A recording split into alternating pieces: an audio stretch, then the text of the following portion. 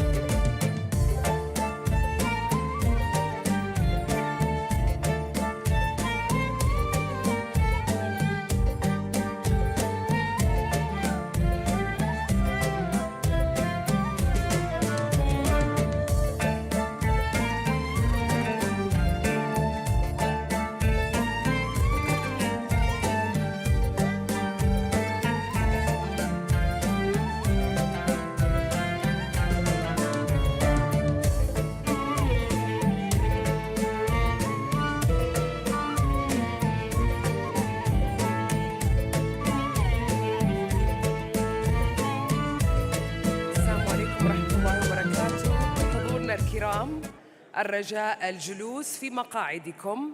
سنبدأ بعد 5 دقائق. Ladies and gentlemen, please be seated. We're gonna commence in 5 minutes. Thank you.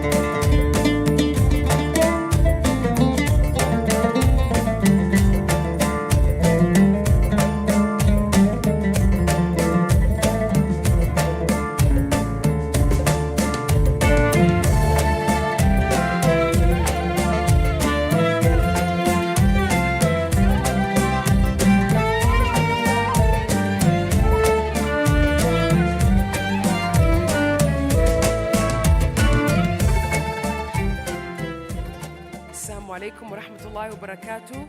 حضورنا الكرام، الرجاء الجلوس في مقاعدكم، سنبدأ الآن. Ladies and gentlemen, please be seated. We're gonna commence now. Thank you.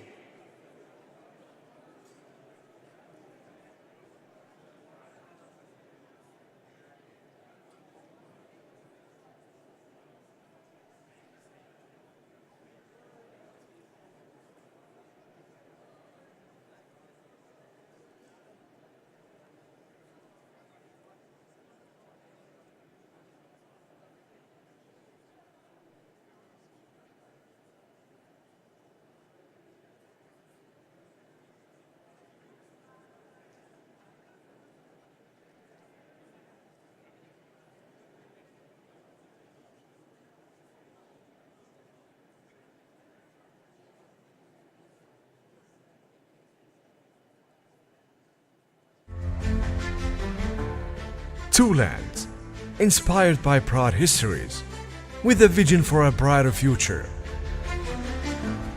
France, the land of invention and innovation. Saudi Arabia, the land of endless possibilities. Together, we can turn our vision into reality. We share a pioneering friendship, one that began over 100 years ago.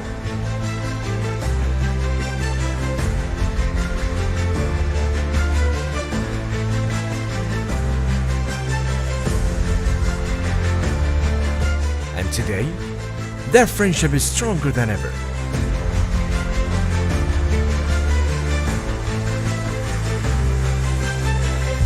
Together,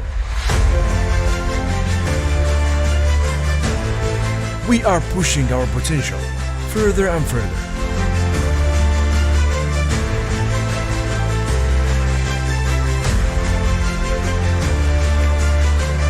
Together, we provide security. And together, we create a better tomorrow.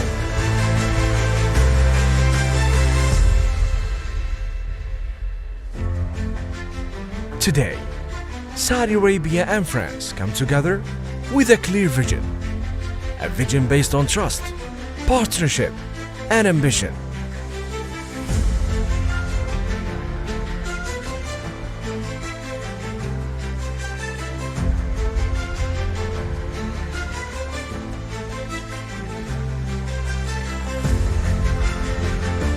A vision that can shape our shared future.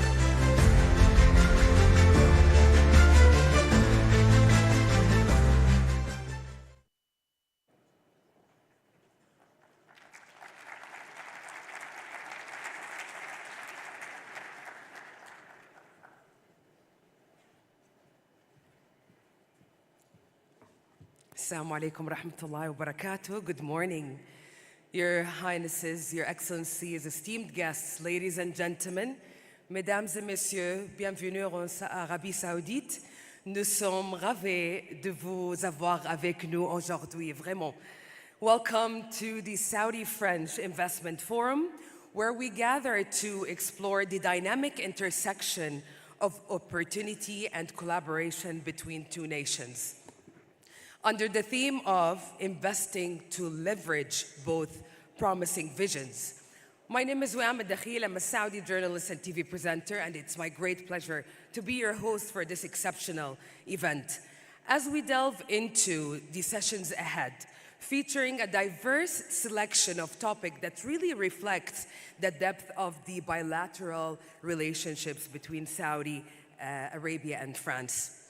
From the energy industry to cultural exchange, and from tourism to global events and exploration of what lies beyond, our discussions promise to illuminate the pathways to mutual growth and prosperity for both nations. With a very interesting lineup of speakers, ladies and gentlemen, representing both Saudi Arabia and France, together, they will uncover the potentials that unfold within two promising visions. And now, ladies and gentlemen, to officially open our proceedings, please join me in welcoming His Excellency Khalid Al-Faleh, Minister of Investment of Saudi Arabia. Your Excellency, welcome to the stage.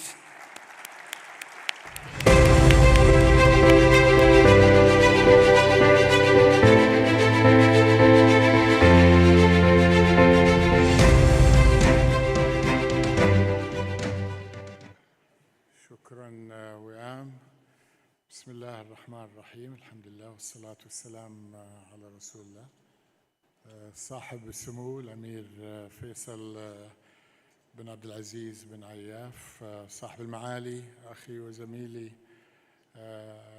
أحمد الخطيب Your Excellency dear Minister Mark Firashi on your first visit to the Kingdom of Saudi Arabia and shortly after being assigned with one of the most important roles within any government nowadays, but certainly within the French Republic as Minister of Industry.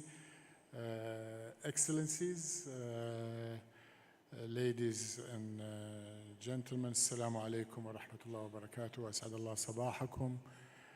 Good morning and bonjour. Indeed, a very warm welcome on behalf of everyone here and of everyone who is not here, who is delighted to welcome such a strong presence in Riyadh, in our capital, from the French Republic. With, of course, the highlight being a state visit by a good friend of the kingdom, President Macron, who has been here frequently, but this is a historic state visit that he is leading such a strong delegation. On the business side, we are delighted to be engaged in a continuation of an ongoing partnership and dialogue that has been going on all along, highlighted in the strong representation in this forum. Strong and impressive in terms of number, in terms of the high level of leadership that is present here, the breadth of the sectors also is quite impressive and quite appreciated by me and all of my Saudi colleagues. But it's not surprising, because every time there is an event that involves Saudi Arabia and France, there is special magic, there is special attraction, and we see a great deal of interest and response. June last year, we were in Paris. His Excellency Ahmed, His Highness Prince Faisal were with us in Paris to witness the final and to present the Kingdom's file for Expo 2030. And of course, we remember clearly that President Macron was one of the first to make it public and make it clear that France was supporting the Kingdom's bid to host Expo 2030. But while we were there, we had a number of events, including a business forum, and the people who signed up to attend were twice the number that we could accommodate, which was 700, but we had well over 1,000 signing up today. And same today, we have 1,700 business delegates that are going to be here listening to the great keynote speeches, panels, workshops that will be taking place. When we had Viva Tech in Paris, the Saudi delegation was one of the largest, and President Macron visited the Saudi pavilion, and there was, again, magic in the air, electricity, with his passion and love for anything that involves Saudi-French partnership. And then when we had our version of Viva Tech, which is LEAP, the largest delegation from any country was again French. 120 companies looking to co-innovate, partner, co-invest with their counterparts in Saudi Arabia and take advantage of the tremendous opportunities here. But one has to ask, where does this desire to do things together, to cooperate, come from? I believe it comes from shared history. We saw in the film how far in modern history our relationship goes, from our leaders on both sides, but also we have great deal of shared values, shared interest, mutual respect. And I have to say that Saudis do love anything French, whether it's French design, French fashion, French furniture, French technology, as we're seeing in the dominance of companies like Airbus, Alstom, and many others. But it also comes, I believe, from a shared recognition that we stand today, as the world is changing so fast, at the beginning of a new era of partnership. And the word partnership was prevalent during the summit meeting last night, when our two leaders witnessed the signing of a strategic partnership agreement. But literally, as we witnessed the meeting between them, partnership was quite a prevalent theme. There is, as I mentioned, alignment of our interests. There is also complementarity, which is another key word, in our capabilities, as Minister Faraci pointed out to me in our bilateral meeting this morning. And we also have a shared worldviews that is lifting this partnership to new height, culminating in the signing of this strategic partnership MOU last night, and which, as I mentioned, is manifesting itself in the alignment and complementarity we see between France 2030, President Macron's plan, and His Royal Highness the Crown Prince Vision 2030. And speaking of Vision 2030, and without delving into too much detail and statistics, I am very proud to say to our French friends that the Saudi Arabia you love is delivering on its vision on all fronts, and we are indeed firing on all cylinders. We're on or ahead of schedule for most of our targets across many parameters, including tourism, and we have His Excellency, the Minister of Tourism, who will speak to you later about what we're doing there. Our unemployment is almost half what it used to be before the vision.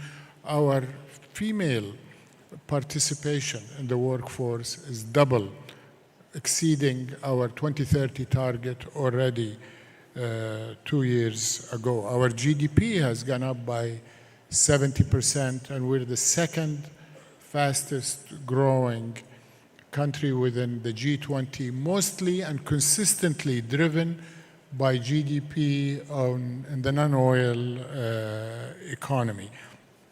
But I think significantly, we're also ahead of our target in overall investment and FDI investment.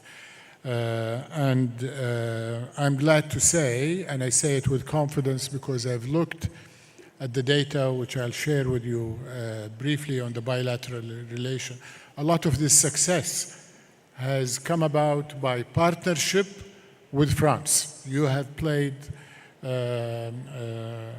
an insignificant contribution to us meeting or exceeding most of our Vision 2030 targets. Because, and to be clear, this is not just a partnership of warm words and warm feelings. It is one of action and drive for results. You can see that in the data.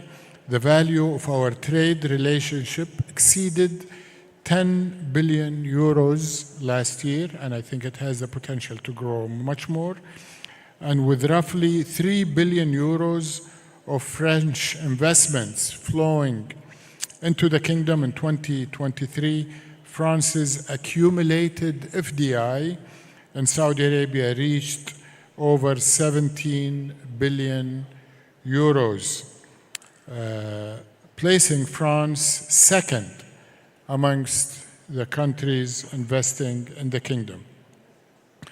And of course, we know that every dollar of FDI by French organization has an incredible impact because it catalyzes an order of magnitude more in capital deployed around that FDI dollar.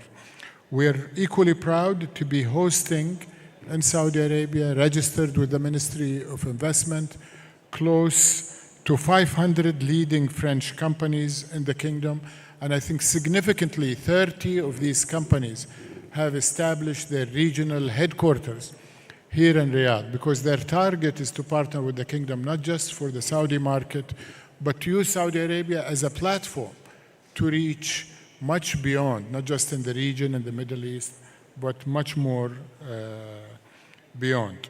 But to really understand this new era of partnership we're embarking on, you need to look beyond the numbers I just cited. Perhaps even more important to the nature of our relationship, the quality partnerships being created and the significance of our work together.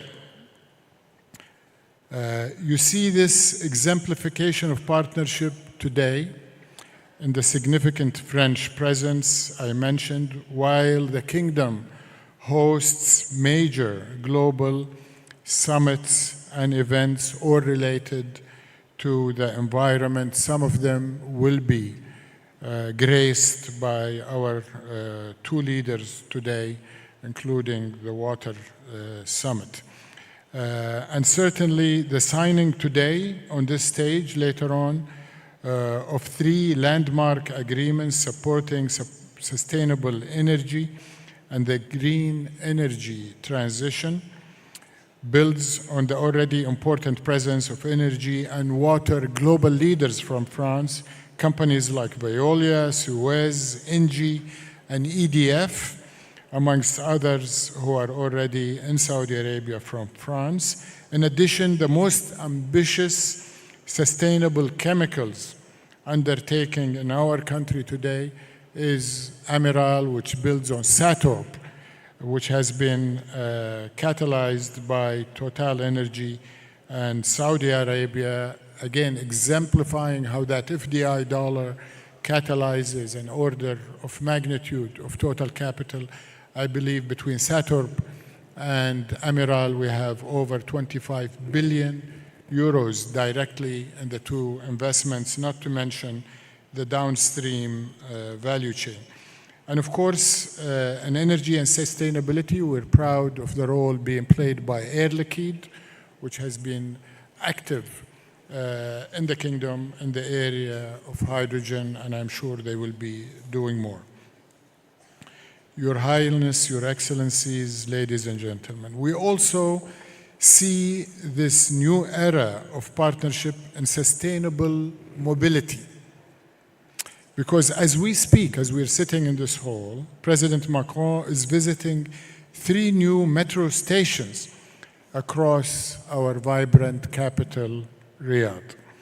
The Riyadh Metro provides a shining example of the matching of the best French technology and the unprecedented opportunities of Saudi Arabia through a company called Capital Metro Company, a joint venture project between Ratib Development, Sabtco, Alstom, and others. And the first stage of the Riyadh Metro, 6 lines, is only the beginning of our rapidly expanding partnerships between Saudi Arabia and France in this space of mobility. Planned expansion to the network in Riyadh are valued at over 20 billion euros. And as we build our intercity, not just in Riyadh, but hopefully in other major cities in the kingdom, we hope that we will soon see, just like in France, TGVs moving our people at incredible speed and comfort, crisscrossing our large kingdom. We will also see the latest in sustainable mobility in a dear place to us, Al Ula, with the innovative Alstom tram system, which is, I think, importantly also backed by green ECA financing. This brings me to another aspect of our partnership, Al Ula in Al Ula, which is a historic UNESCO World Heritage Site and indeed a world wonder like no other. And President Macron will visit Al Ula, we hope, tomorrow. This site will feature some amazing French creations, like the unique Charan Resort designed by Jean Nouvel, and the stunning Villa Hegra designed by Lacaton and Vassal. Companies present in Al Ula are active across the kingdom as well, not the least French hospitality partners like Accor, which is now, I believe, if not one of the largest, probably the largest hotel operator in Saudi Arabia. In my opinion, being part of Al Ula Joint Committee, Al Ula has become indeed a dynamic showcase and a Saudi-French partnership sandbox for tourism, cultural exploration, and joint partnership in areas also like archaeology. Thanks to our shared efforts through Al Ula, which so far has spawned some 200 joint projects. You also see this new era of partnership when you look at the renaissance in our healthcare and biotech sector in the kingdom, underpinned by the newly launched healthcare strategy and the national biotechnology strategy, again powered by Saudi-French partnership with Sanofi, your great global champion in biopharma and healthcare. A case in point is the recent agreement with Nobco and Sudair Pharma to produce insulin in Saudi Arabia. Sanofi has also signed a number of MOUs to build their presence in the kingdom in everything from vaccines to R&Ds and AI disease management systems. And you see this new area of partnership in the excellence in education from early childhood through K-12 and higher education. This, of course, in education comes on the back of the rapid developments we have set in motion across innovation and startup with our projects led by His Excellency, the Minister of Communication and Technology, projects like the Garage and Leap, which I mentioned earlier, inspired by French globally leading initiatives like Station F and Vivatech. And of course, talking about tech, you see this new era of partnership in an area perhaps not appreciated by millions of Saudi, which is French leadership in technology and innovation. I'm happy that Pascal and Aramco have initiated work to deploy for the first time at large scale in the Middle East, the first quantum computer here in Saudi Arabia, as well as the PIF bet on French technology when they invested in France's AI champion, Mistral. So, Your Highness, Excellencies, ladies and gentlemen, what I've given you, and I've taken too long, I apologize, as extensive as it is only a sample. It's only the tip of the iceberg. As much as we're proud of what we're doing, I believe we're only scratching the surface. And there's certainly much more to cover in existing previous, current, and future partnerships that are truly meaningful to the kingdom, to France, to our private sectors, and to the rest of the world. But we're going to leave this to this participants of this conference. We have, I believe, 6 panels and roundtables today, deep diving into some of these topics. We have 50 keynote speakers, including His Highness, His Excellency Al-Khatib, of course. You will deliver the keynote address, Your Excellency. And we have hundreds of bilateral meetings that have been organized through the conference app to get our people to work on co-innovating, cooperating, joint venturing, and certainly co-investing in Saudi Arabia, in France, in third countries, that this magic of this partnership can have great impact. Welcome to all of you once again. Thank you for listening, and I wish our partnership continued success to the next level. Merci beaucoup. Thank you.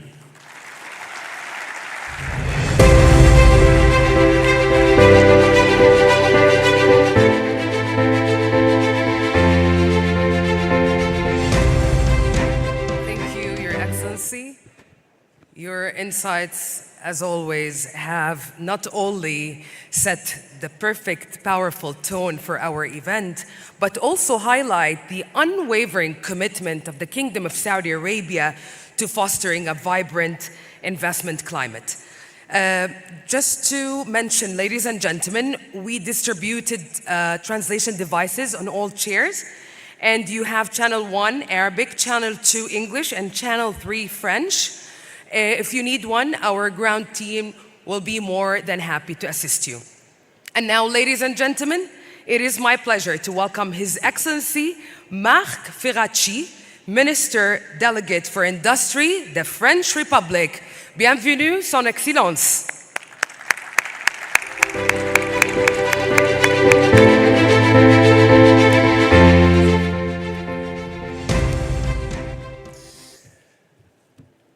Your Highness, Prince Faisal bin Abdulaziz bin Nayef, Mayor of Riyadh, Your Excellency Khalid Al-Fali, Minister of Investment, Your Excellency Ahmed Al-Khatib, Minister of Tourism, distinguished guests, ladies and gentlemen, it's a great honor to address you today at the Saudi-French Investment Forum, a key milestone in a vibrant partnership between France and Saudi Arabia. Allow me to begin by extending my heartfelt gratitude to His Excellency Khaled Al-Fali, Minister of Investment, for his warm welcome, and also my gratitude to the dedicated teams who have worked tirelessly to organize this event. I would also like to highlight and warmly thank the exceptional mobilization of the large French delegations who have traveled here to participate in this forum.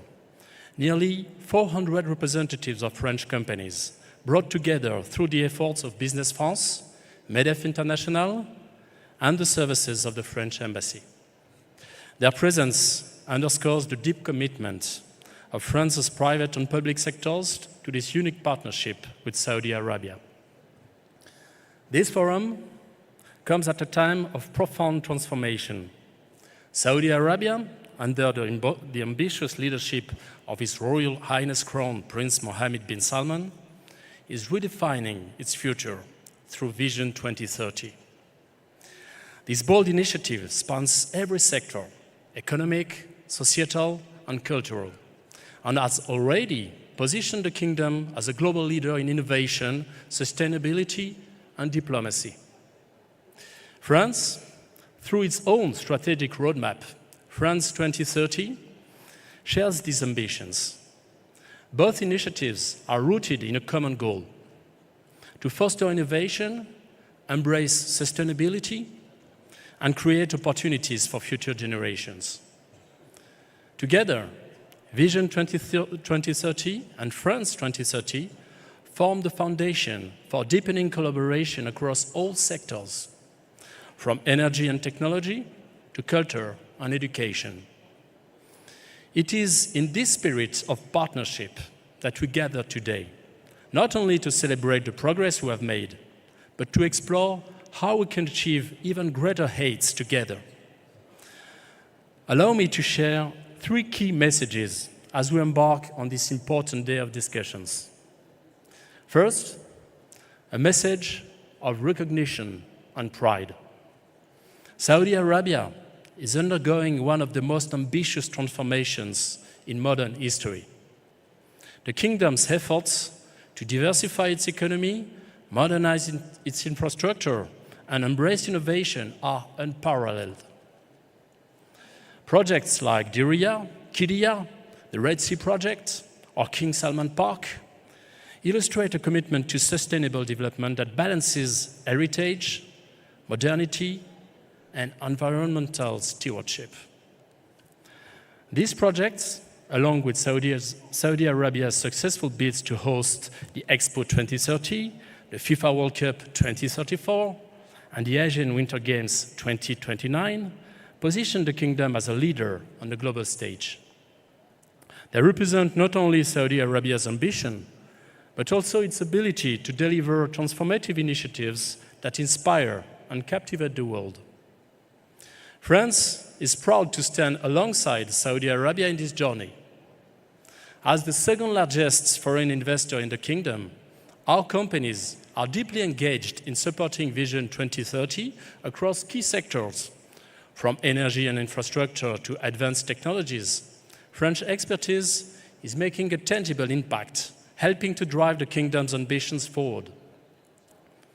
Second, a message of ambition and shared opportunity. Vision 2030 and France 2030 are not merely plans. They are transformative blueprints designed to tackle the challenges of our time while creating sustainable growth for the future.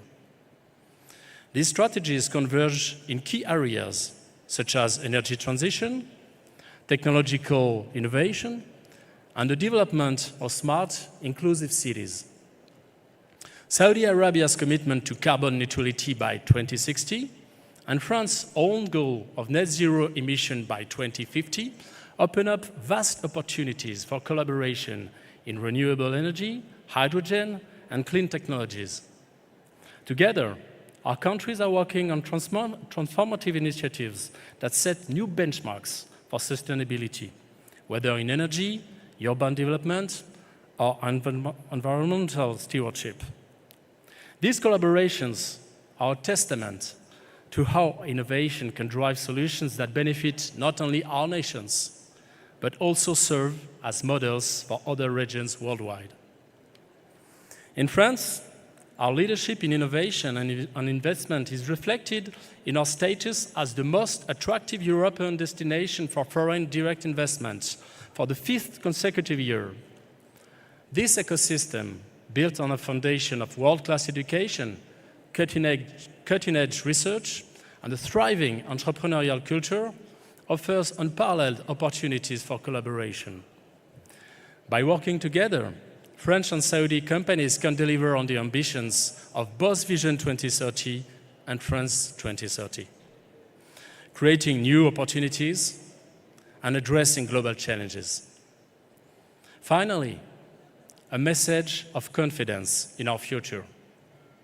This forum, which brings together more than 700 companies from France and Saudi Arabia, is a testament to the strength of our economic relationship. These discussions are more than just an exchange of ideas. They are an opportunity to shape the future of our partnership.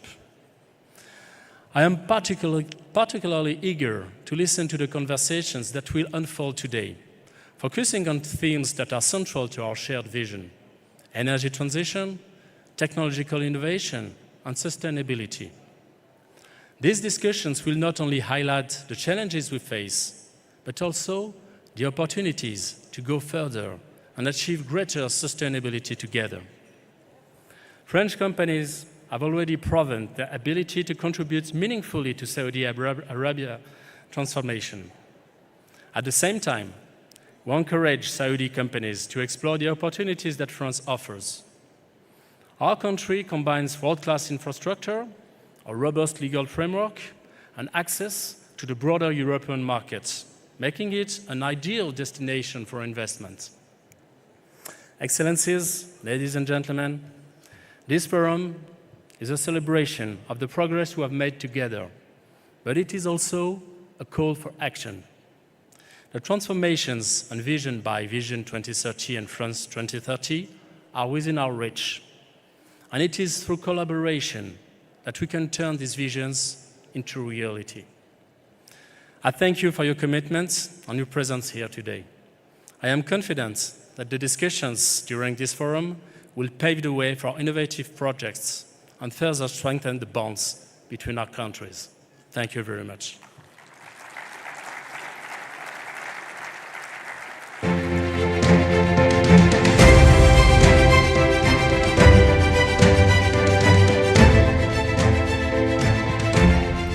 Thank you, Your Excellency. It's a great pleasure having you with us today, as we heard from His Excellency Khalid Al-Falih, that it's your first time here in Saudi Arabia, and definitely it's not the last.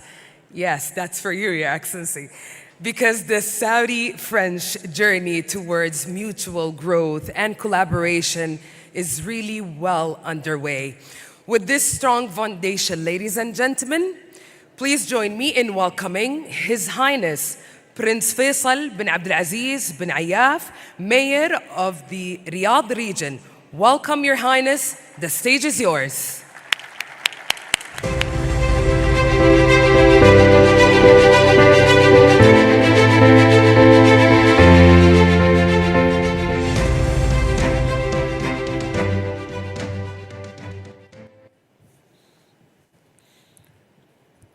Your Excellencies, distinguished guests, Assalamu alaikum wa rahmatullahi wa barakatuh.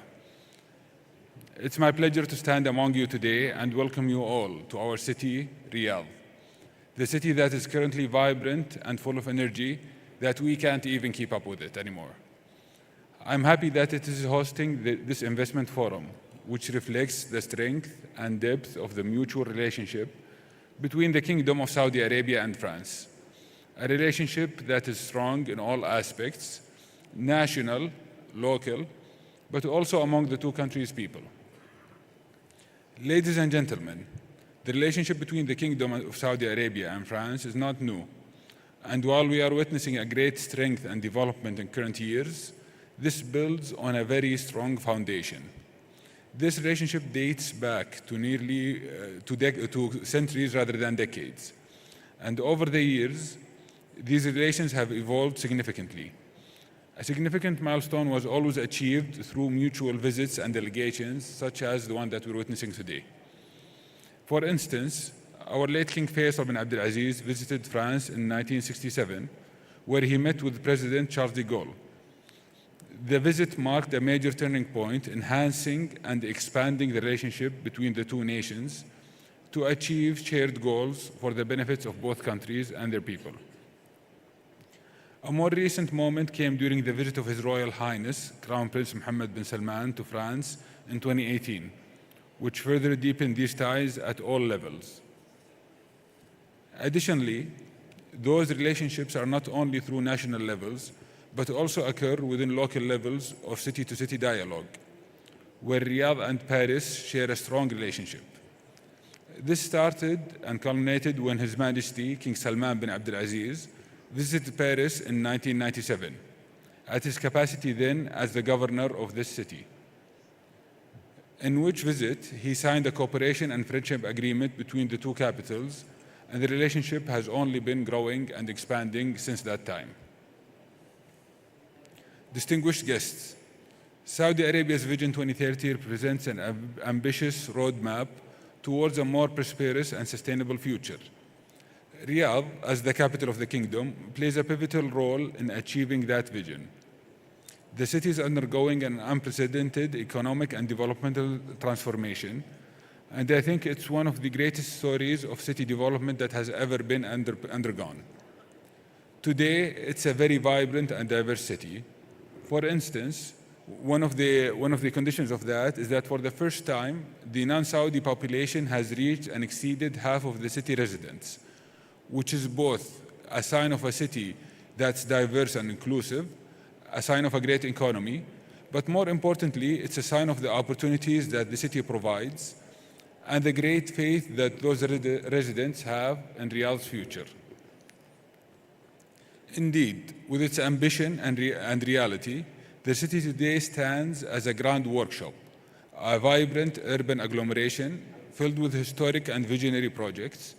When we think of our status today, it's great, but the future is even greater than what we can imagine.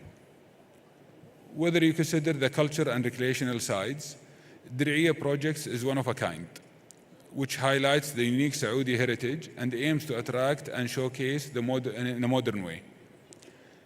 Also, there is Giddiya, a more than 300 square kilometer of entertainment, sports, and cultural destination, offering a unique experience. King Salman Park also, which is spanning across 16 square kilometers, aspires to be the world's largest urban park, providing exceptional cultural and recreational spaces. Meanwhile, new Murabba project is set to become the world's largest downtown development, covering 19 square kilometers and offering a unique lifestyle of work and entertainment experiences.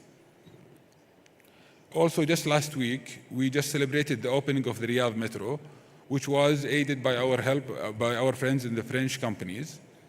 And it stands today as the world's largest, one of the world's largest public transportation projects in the world. It was remarkably completed in less than a decade, and it is the backbone of the future Riyadh that we're currently building. Those are merely a few of many projects that Riyadh houses today, which makes me optimistic and confident of the future I just mentioned, and of the journey that we are going through.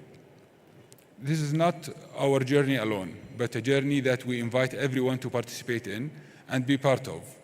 That is not a luxury, as achieving those very ambitious goals depends on collaboration and joint efforts with everyone.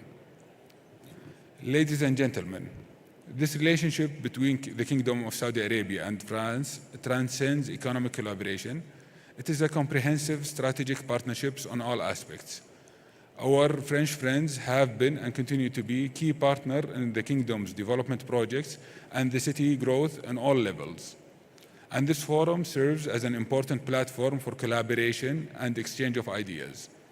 It provides French investors with opportunities to explore immense potential that Riyadh offers and discover a wide range of investment opportunities across various sectors.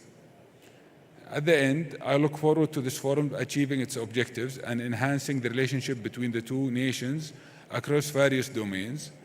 I reaffirm Riyadh's unwavering commitment to fostering a collaborative environment for investment and strengthening the international partnerships for the city's development journey. I wish you all a pleasant stay in Riyadh. Thank you very much.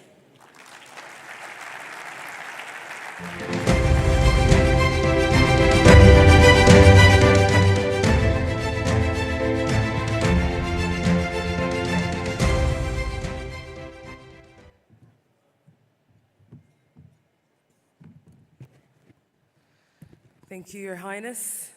The future is greater than what we imagine. Indeed, what a momentum. I want to personally congratulate you, Your Highness, on the opening of Riyadh Metro. The world's longest driverless transit system is now open in Riyadh. This is a really big moment for us as Saudis and for our vibrant capital, Riyadh. And now, ladies and gentlemen, as we transition to our next segment, let's consider an important question. How is France actually positioning itself as a green leader at the heart of Europe? And how is the country actually transforming its business landscape to embrace sustainability while driving economic growth? We will uncover the answers of these questions in the upcoming presentation by His Excellency Pascal Cany, the Ambassador for International Investments and Chairman of Business France. Please join me in welcoming His Excellency to the stage.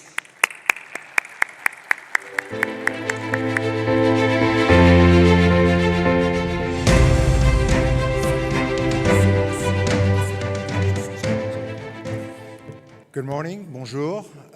Thank you to their excellencies and highness for welcoming us and all the crowd of the more than 200 representatives of French company to be here. Essentially, I'm going briefly today using a good old slideshow to address the two questions we had. We all have a very convergence strategic roadmap, and clearly the focus has been on tech, energy, and the decarbonated mobility. But we got also recent initiatives with multiple visits from several key businessmen at the Élysée Palace on the 15th of November, but also right now to illustrate and put some meat into what we are trying to do all together. We have, like you, a plan 2030, which is clearly full of a $54 billion amount, half of it being totally dedicated to the green transitions. And yes, what happens in France, and I've been a businessman myself for 2 or 3 decades, I can tell you is unknown. We're not doing the same social transformations that you are doing here, but in some way, over the last 10 years, the agenda has been extremely focused on a pro-business agenda. This country has gone through a set of reforms which clearly can illustrate the point of a renaissance. Just as a measure of it, for 2 or 3 decades, France was behind all Europeans' economy in terms of unemployment or in terms of growth rate. Today, we've got the lowest unemployment growth rate. All of that brought down to what our minister, Mr. Ferracci, mentions, is that for the 5th consecutive years, we are essentially the most attractive countries in Europe. Who would have thought so just essentially 6-7 years ago? And we expect and intend to continue that leadership. The way to illustrate that leadership is really through the Choose France Versailles Summits, where we have been announcing over 7th editions and where several key executives from Saudi have been present, 178 projects and 30 billion euros of investment. Now, once you say that, there is 2 focus I want to basically go on in the brief minutes which are going on, which is essentially the focus we had on AI, the artificial intelligence. You have to understand that when you look at the absolute FDIs coming over in Europe, the large majority of them go in France, which is something that you take into account when you look at investment. We have been building a very promising ecosystems of 600 plus artificial intelligence startups, and some of our 16 unicorns, half of the one that we've been creating over the last 6 years, are totally featuring AI-driven value propositions. All of that allow us to basically attract talent and a lot more resources. The talent is essentially at the heart of what we can offer to our Saudi friends. Essentially, you've got 1 million of engineers, but most importantly, you have to understand that 1 out of 4 Nobel Prize medals for maths, which are called the field medals, are actually French people. This illustrates the savoir-faire that we have and the one we can contribute to the amazing transformations that you are going on. We have, coming back to the energy path, just to remember 2 core figures. 69% of our overall nuclear energy is made of our overall electricity is made of nuclear energy, 62%. And 88% already of our total energy productions is made of renewable. This is absolutely critical, so much that the World Forum in Davos, for example, positioned us as the 5th largest, most advanced economy in terms of transitioning to the green. So all of that has been enabled kind of the same way of the policy making you do here, through an industry act, which actually put France net zero industry at the lead. As several of our ministers, or Minister Ferracci has been mentioning, we've got now a fast-tracking procedure to attract some certain project. And we have also given access to the land, which is made much more easier. So all in all, France today stands out of all the European countries. And yes, we're more expensive than the energy you have here in Saudi. But the truth of the matter, we still have the cheapest electricity together with Sweden, which is very high focus on the renewable energy. All of that let us believe that the ecology is at the heart of what we want to be the France Green Nation Plan. And here it's about the lowest carbon footprint that we're offering is about also the ability we have to have billions of investments to go through this industry. And it's also the concept of reducing our overall footprint if we can. Now on that, we share also our common ambitions on hydrogens. We are clearly focused on the green hydrogens giving us strength into the nuclears.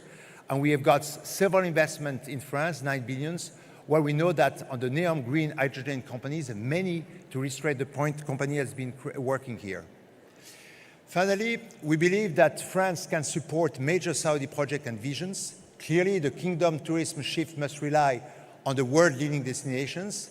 And I want to say hi to my ministers, Mrs. Dati, which is joining us, because in tourism, which is 8% of overall activities, represent a massive opportunity. We have also the green transitions, which will take our relationship to the next level. That's essentially on biodiversity. For all of these reasons, Business France, the agency that I'm sharing, which is essentially both helping the exports in excess of 12,000 small, medium-sized companies to export every day, but also welcoming in excess of 1,800 investment projects.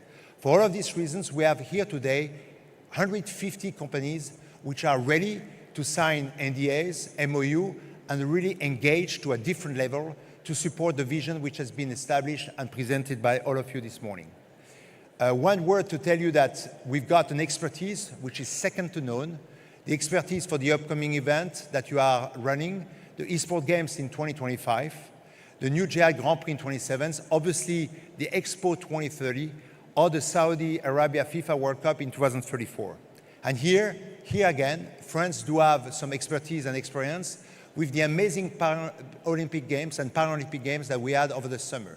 And here just a word to tell you that we had a 50% lower carbon footprint than the previous Olympics all in all. For all of these reasons, we believe that we've got a lot to share and that we need to bring our business and relationship to a different level. So that's the motto we have, Choose France. We're welcoming you anytime soon. Thank you.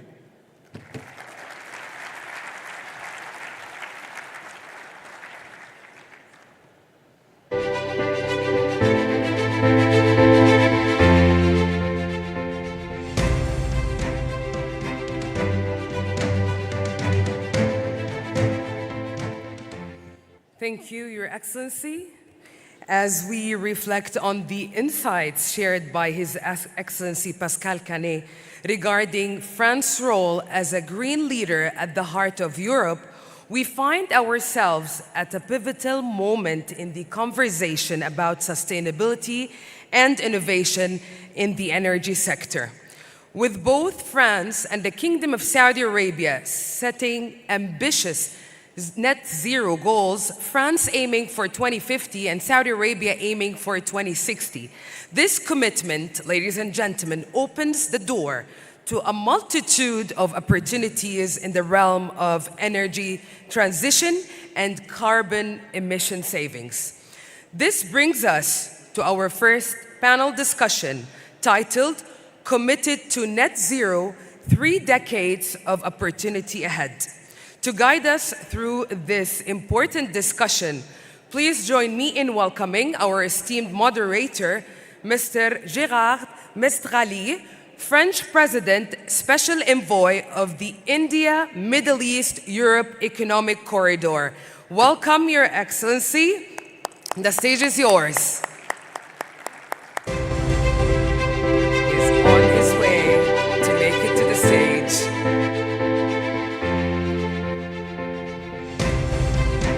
And his esteemed panelists, we have Marco Arcelli, CEO of Aqua Power, and Khaled Sharbetli, CEO of Desert Technologies. We have also Jean-Pierre Clamadieu, Chairman of ENGIE, and Beatrice Buffon, CEO of EDF Renewables. Welcome. I pass the mic to you, Mr. Gérard.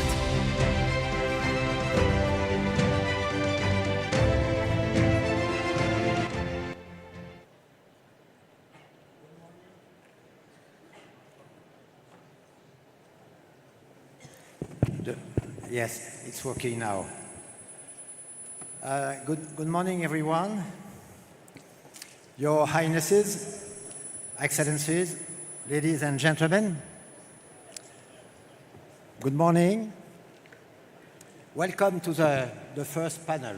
The first panel discussions of the day, entitled Committed to Net Zero, 3 decades of opportunity ahead, which I have the honor of presenting.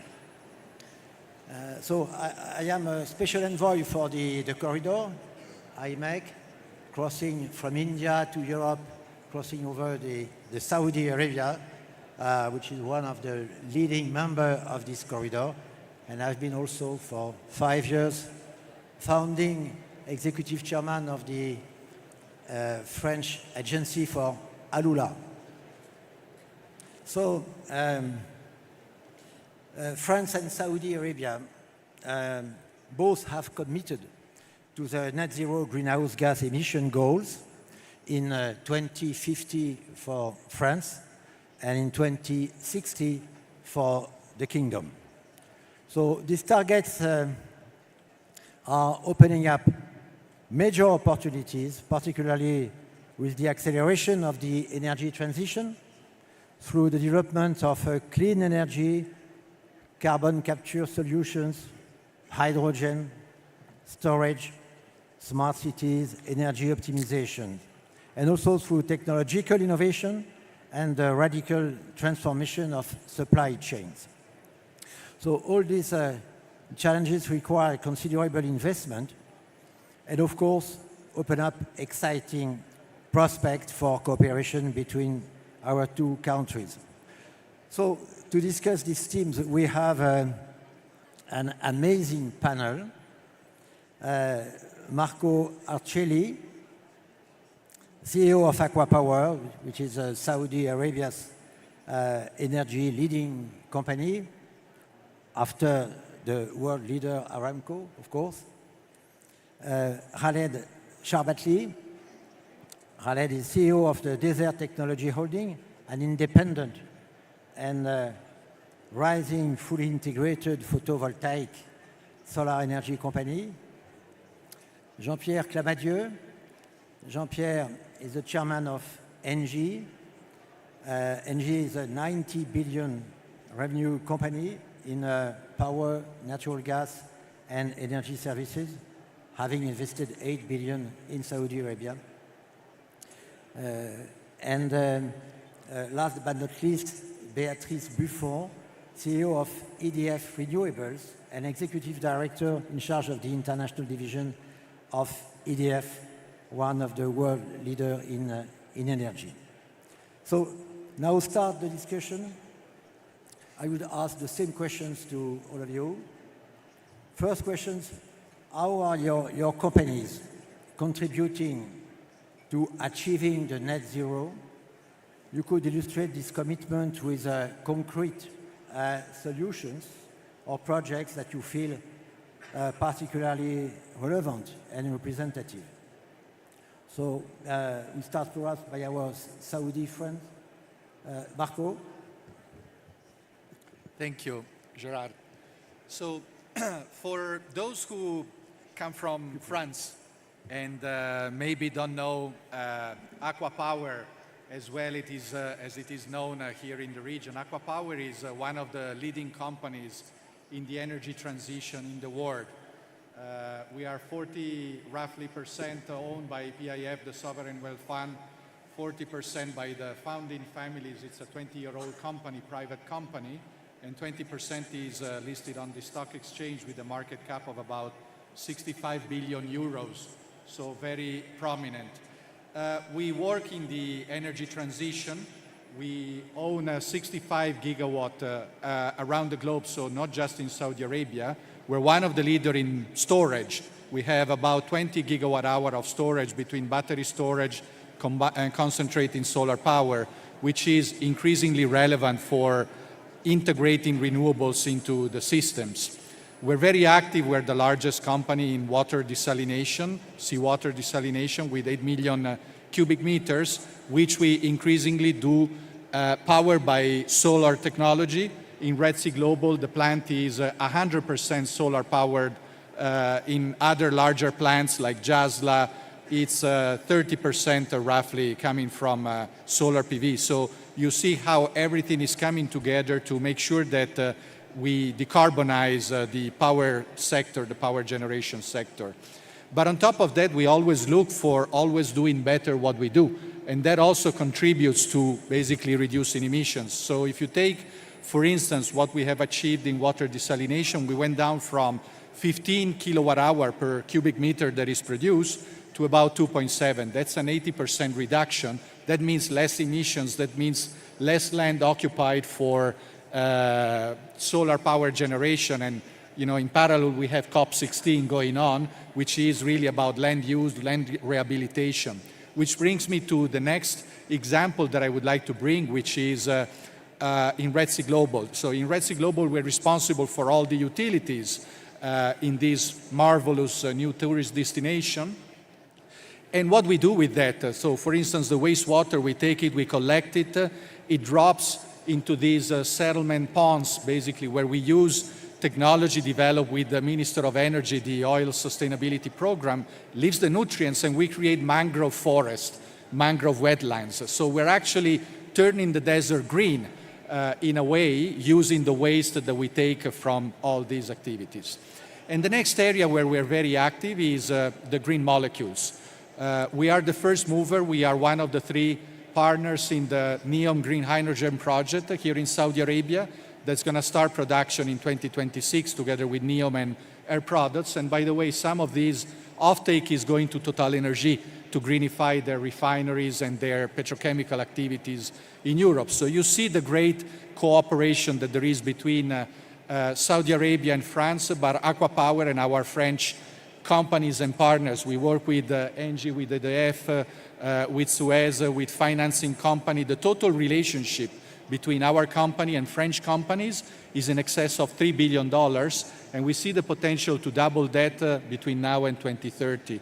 What I think that we need to work on now, after working together on these export of green molecules on projects here in Saudi Arabia, is also to find the opportunity to bring this expertise to the rest of the world. We invested already about $15 billion in Central Asia to lift the living conditions in this region. We invested $7 billion in Africa. We're starting now, we achieved the first projects in Southeast Asia. All these are areas where 85% of the new investment in energy will be required, and a lot of new investments also in water desalination. And I think it's a great area, great platform where we can work together between Aqua Power and French companies to make better living conditions possible in all these regions. Thank you, Marco. Thank you very much. Perhaps now, Khaled, would you share with us your expertise in solar technology and PV? Very well. Thank you very much. So, Desert Technologies is a renewable energy and smart infrastructure. You have to speak closer to the microphone. Yeah. Okay, better? So thank you so much, and thank you for hosting us today. I would like to thank the Ministry of Investments for arranging this conference. Desert Technologies is a renewable energy and smart infrastructure platform. We're very focused on industrialization and digitalization of the energy infrastructure. We're the first solar manufacturer in Saudi. We exported to Europe, to the US, and to Africa.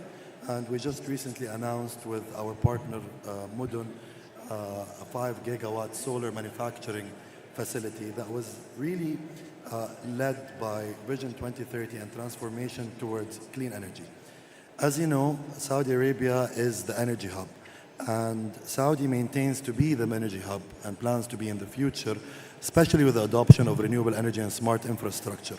So the first phase was development of projects and developing contracting projects in Saudi. And the phase we are in today that's really led by the PIF, especially with their 10 gigawatt manufacturing of panels and 20 of ingot of solar. And in the future, we'll also see energy storage manufacturing. The new era is industrialization. And how can we, by 2030, be a major exporter of renewable energy products globally? And that's where Desert Technologies would like to play and have a role. Thank you, Raled. Jean-Pierre? Well, just a few words to present what ENGIE is doing in this country, and it echoes very well what our friends from Aqua has just said. So ENGIE is, like Aqua, a leading company in the world regarding energy transition. We are investing heavily in renewable, we are investing heavily in battery storage, we manage gas infrastructure in some countries, and we support our customers, both corporate and cities, to help them go through their energy transitions. Here in the kingdom, we have invested almost $9 billion over the years, so quite a significant amount of money with various partners. We are very strong in water desalination. When you look at the numbers that Aqua has mentioned, we sound a little bit small, but we produce today almost 2 million cubic meters per day, which represents 15% of the production here in Saudi. We've just put in line 2 very modern large plants, and we really have a commitment to continue bring to the kingdom the best technology available for water desalination, and indeed the ability to work very efficiently when it comes to the energy needs to achieve this desalination is very key, and we think that there is a good mix between water desalination, or good synergies I should say, between water desalination and renewable energy production. We operate almost 7.6 gigawatt of CCGT production, so we are a large electricity producer here in the kingdom. And there, the challenge is to make sure that this country establishes a trajectory to meet the net zero objective by 2050. ENGIE has taken a bit of a more ambitious objective. We want to be net zero by 2045, and we need to make sure that indeed the technologies which will be available in the kingdom will make it possible for us to achieve this objective. Renewable, this is an area where we are really committed to invest in the kingdom. You have a very ambitious plans regarding the development of renewable. We've been participating in a number of tenders in the past few years, I have to admit without success, but our commitment is even stronger today, and I'm very confident that we'll be able to be indeed a significant developer of renewable capacity here in the region. And we do believe that with renewable comes the need for battery storage, and ENGIE is a leader in battery storage development to support the grids in various geographies. We have a very strong position in the US, we have a very strong position in a number of European countries, and we think that we can bring this know-how here in the kingdom to make sure that the batteries are very efficiently invested and positioned in the network to manage the variability which is created by the development of renewable. And last but not least, we are supporting our customers here, large corporates and also cities, to make sure that they can go through their energy transition in the most effective way. We have a strong knowledge about district cooling, which is a very efficient way to bring air conditioning in various places, and we have invested with PIF here in the kingdom to make sure that this technology, that we have developed very successfully in the EUA, can be applied here in Saudi Arabia. Energy savings, energy optimization with large industrial users is also something that we developed, and we are very confident that indeed there's a lot of opportunities here in the region. I could mention hydrogen, but it might be the second part of our discussion here.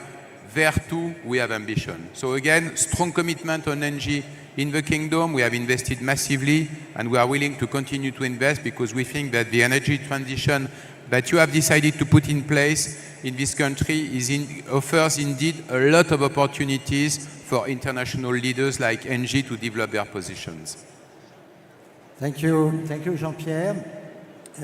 Beatrice, EDF is well known for having one of the largest nuclear fleets in the world that you are developing very rapidly in Saudi Arabia and in other countries in renewables. Can you tell us? Your Excellencies and esteemed guests, I'm very pleased to be here today because indeed Saudi Arabia is a key country for our company EDF. We are present in around 25 countries. The Middle East is the region where we have the strongest growth. To give you just one figure, we have 10 gigawatts, so 10,000 megawatts in construction or in operation in the region, and 60% of it in the kingdom. So I must say we are impressed by your country and the way you are implementing the energy transition.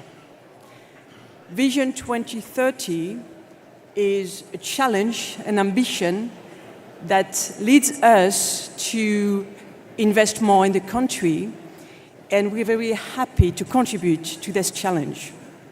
So we are developing a diversified mix of technologies in the kingdom, and for us it's crucial because all these technologies are complementary. So we are developing solar, and we operate solar and wind. We have also combined solutions, like for Amala City, combining solar, storage, biofuel engines, and a brand new transmission system to be able to supply complete decarbonized energy 24/7 and off-grid to Amala. We are also now building CCGTs with decarbonation plan. The target is to first build CCGTs, but then to implement CCS, so carbon capture and storage solutions, to have decarbonized thermal. So we believe that all these clean options are needed to reach net zero. And we see the kingdom willingness to develop such clean portfolio. But in addition to that, we need to have the global view on the system, because obviously when you develop variable sources of energy, and we're happy to, but it's not enough. You need to have resilient solutions to ensure the stability of the global system. So that's the expertise we are developing at EDF. What global system is viable? So you need renewables, but you need also pump storage, for example, to ensure long duration storage, in addition to batteries, which can allow 2 hours, 4 hours storage. You need all of this to ensure that your system is resilient. There are some countries which did not anticipate that, and where we see now strong, very big issues with congestion of the network and high levels of curtailment, because they invested heavily in variable sources, but not enough in the network, not enough in flexibility solution and storage. So I think what is impressive here is that you have this global vision, and you are developing both clean sources of energy, but also networks and flexibility solution and storage. So we're very happy to bring this expertise. In addition, I would like not to forget to mention that we are present on the customer side, distributed solutions with our subsidiary, Emerge, developing on-site decarbonized solution for industrial and commercial customers, and our subsidiary, Dalkia, who is developing quite fast also in the cooling district activities.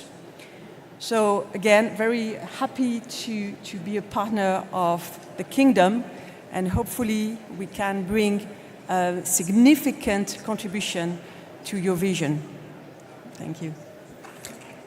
Thank you. Thank you very much, Beatrice. It was very, very clear and pedagogic. I would like now to come back on hydrogen, because in the future systems, energy systems, hydrogen will be one of the most important, one of the most transformative ones.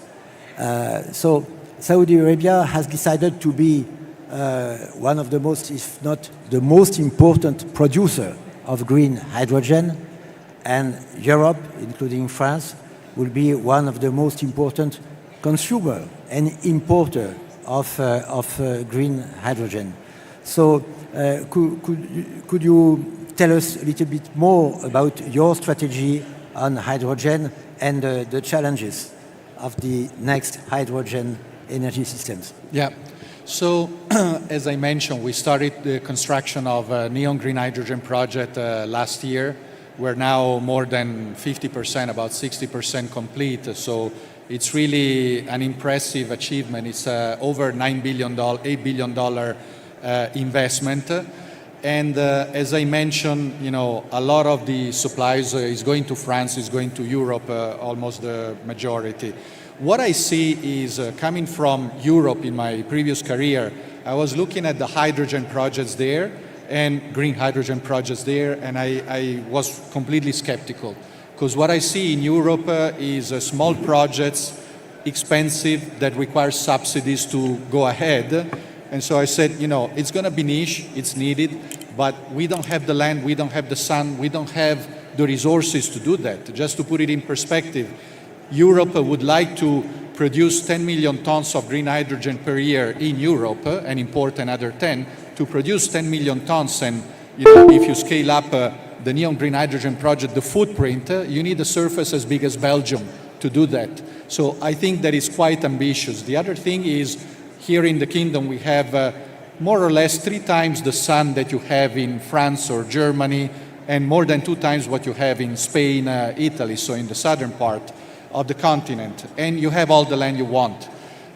You also need water, by the way, but water, we have all the water we want through desalination, which we can do thanks to the solar power at very competitive rates. So what converted me in a believer of green hydrogen is really looking at the economics and the speed that we can achieve in Saudi Arabia, which, by the way, being a very high credit rating, has also a very low cost of financing that in a capex-intensive industry like this is very relevant to bring the cost down. So the discussions that we have with the European counterparties are very advanced and very mature. What I see is kind of like an industry that is getting too much ahead of itself and saying, hydrogen is the future, so we're going to drive costs down. And so what we see today is that if we want to sell hydrogen today, or ammonia, that is easier for shipment, we can do it. The problem is that we're going to get a 5, 7, 10-year contract, because then the buyer will say, yes, but in 20 years, the price will go down. And the fact is, unless you start to sign 20-year contracts to bring the price down, then you will not sign contracts at all. That is the big challenges that we're facing, which on one side makes me a believer that it can be done. On the other side tells me that we still need either from a framework, regulatory, I don't like to call it subsidies because it's not really a subsidy you need, but it's kind of like this security over the long term is what we need to work on collectively between France, Europe, and Saudi Arabia so that we can accelerate the development. Thank you very much. Khaled, you produce green electricity, so perhaps green hydrogen too? Okay, so the way we look at it from Desert Technologies, the way we see the future of energy is about energy storage, it's about energy information systems, and about smart infrastructure upgrades. And there are 3 core sectors, and let's take it from Saudi Arabia. First of all, the grid.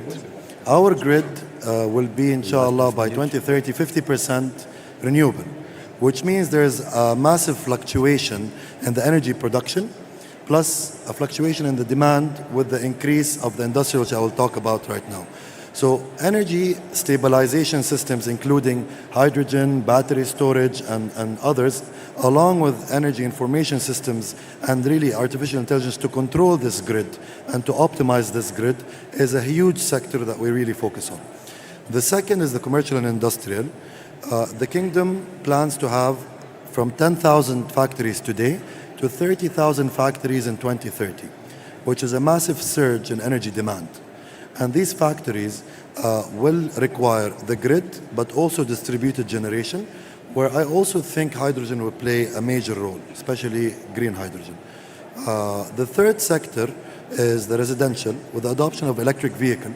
And now the electric vehicle infrastructure investment is massive, primarily led by EVIC, again PIF, to install all these chargers. The adoption of EV cars will rise, and that will also cause a fluctuation to the demand of the houses, because all of a sudden at night you will have a surge in demand for charging the cars, of which they can use during the day. So that's again where energy storage and energy information systems come into play. So the way I see it from here until 2030, on a Saudi, but also a G20 at least, it's the energy infrastructure is changing, the same change we had in 2007 when the iPhone was released, where everything is digitalized and everything in our life becomes digitalized. Energy will be completely digitalized, and that's the opportunity. Thank you, Khaled. Jean-Pierre, what is ENGIE's strategy with hydrogen? Well, I guess once again I will echo what Victor was saying.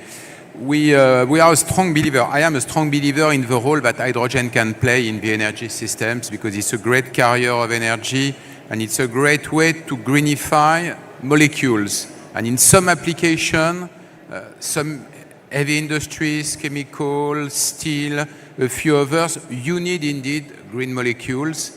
And if you think at heavy transportation, airlines, shipping, you need also green molecules. So hydrogen is indeed a very important element of these energy systems. But we are very slow in Europe in developing hydrogen. The regulatory framework is way too complex today, and we still have and we don't have the support we need to develop heavily hydrogen at scale in Europe. In this country, you have a couple of very significant advantages. The first one is a very low cost of renewable electricity, and that's something we are really ready to bet on it. You have the infrastructure, you have potential customers, and yes, I think that there are opportunities here to develop large-scale hydrogen projects, which could help us in Europe to access this competitive green hydrogen that we need for our systems. And then there will be opportunities to invest in other parts of the world. But I'm very confident that here in the Gulf regions, probably in some North African countries, ENGIE has signed an important agreement in Morocco a few weeks ago. I think that there are opportunities, and we are really willing to bet on these opportunities. We have developed here a partnership with the PIF, and we are looking at other opportunities to make sure that we can participate and bring our technologies and our know-how to be part of this great adventure, which is the development of green hydrogen. Thank you, Jean-Pierre. Beatrice? EDF, Closer. EDF is also developing large-scale hydrogen and e-fuel project in the region and elsewhere. It is early days, though, so I am convinced, and we are convinced, that it is part of the solution to decarbonize the economy, together with the other solution like storage that you were insisting on. I would like to avoid, debates like should we do renewables or nuclear, should we do hydrogen or electrification. We need all of that. To reach net zero will be a challenge everywhere. We need all technologies. So I do believe that hydrogen is part of the equation, but it is not the magic solution. It's not the unique one. It's part of a mix of technologies. So we are exploring hydrogen with large-scale projects because we need to decrease the price of hydrogen and e-fuels to make it competitive for the future. I think it is key to decarbonize the industry and the transportation. We have also solutions regarding electrification of uses, and we have to combine all of that. When we look at net zero scenarios in Europe, for example, we don't know how to reach it. We have the target to reach it, but when you add up existing technologies, it does not lead to net zero. So we need to remain innovative. There may be other solutions that we can develop in the future. We need to develop all of them, and clearly hydrogen is part of that. Thank you, Beatrice. We have 1 minute, so I would ask you to say one word. What is, in your mind, the most difficult challenge that we will face in order to reach the net zero? Marco? So here in the kingdom is people. because there's so much going on that it's a race, and please, let's cooperate on that. Let's not steal from each other. Because the competition with all these projects is really immense, which goes then through all the supply chain, so then EPC contractors, workers, and so on. Outside is leadership. So what we see is some countries with clear leadership vision, dialogue with investors, they go fast. Others is very fragmented, very slow, and we need to accelerate that. Thank you. It's a little bit more than one word, but you are Italian. Khaled? My opinion is finance, because all these projects need to be sustainably financed, and they need to generate returns to be able to be sustainable for the long run. So finance is the core issue, in my opinion.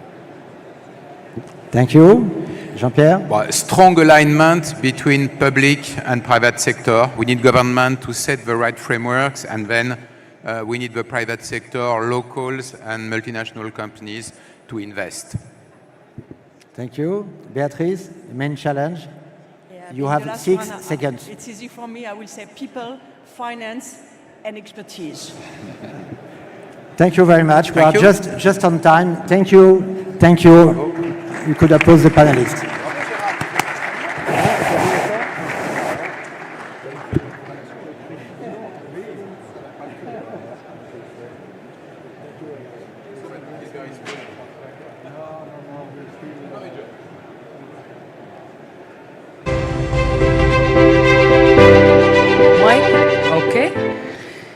Thank you, Monsieur Gérard, and your esteemed panelists. What a great session. What a bold vision. 3 decades of opportunity lie ahead for the future. Ladies and gentlemen, we now turn our attention to another vital aspect of the Saudi-French bilateral relationship. Our common heritage, cultural sophistication, and artful collaboration is our next session. Here, we will delve into how culture and art in their 21st century interpretations continue to unlock perceptual benefits and future investment opportunities. To guide us through this captivating exploration, it is my pleasure to welcome Her Excellency Rachida Dati, Minister of Culture of the French Republic. Bienvenue, Votre Excellence. The stage is yours. Take your time.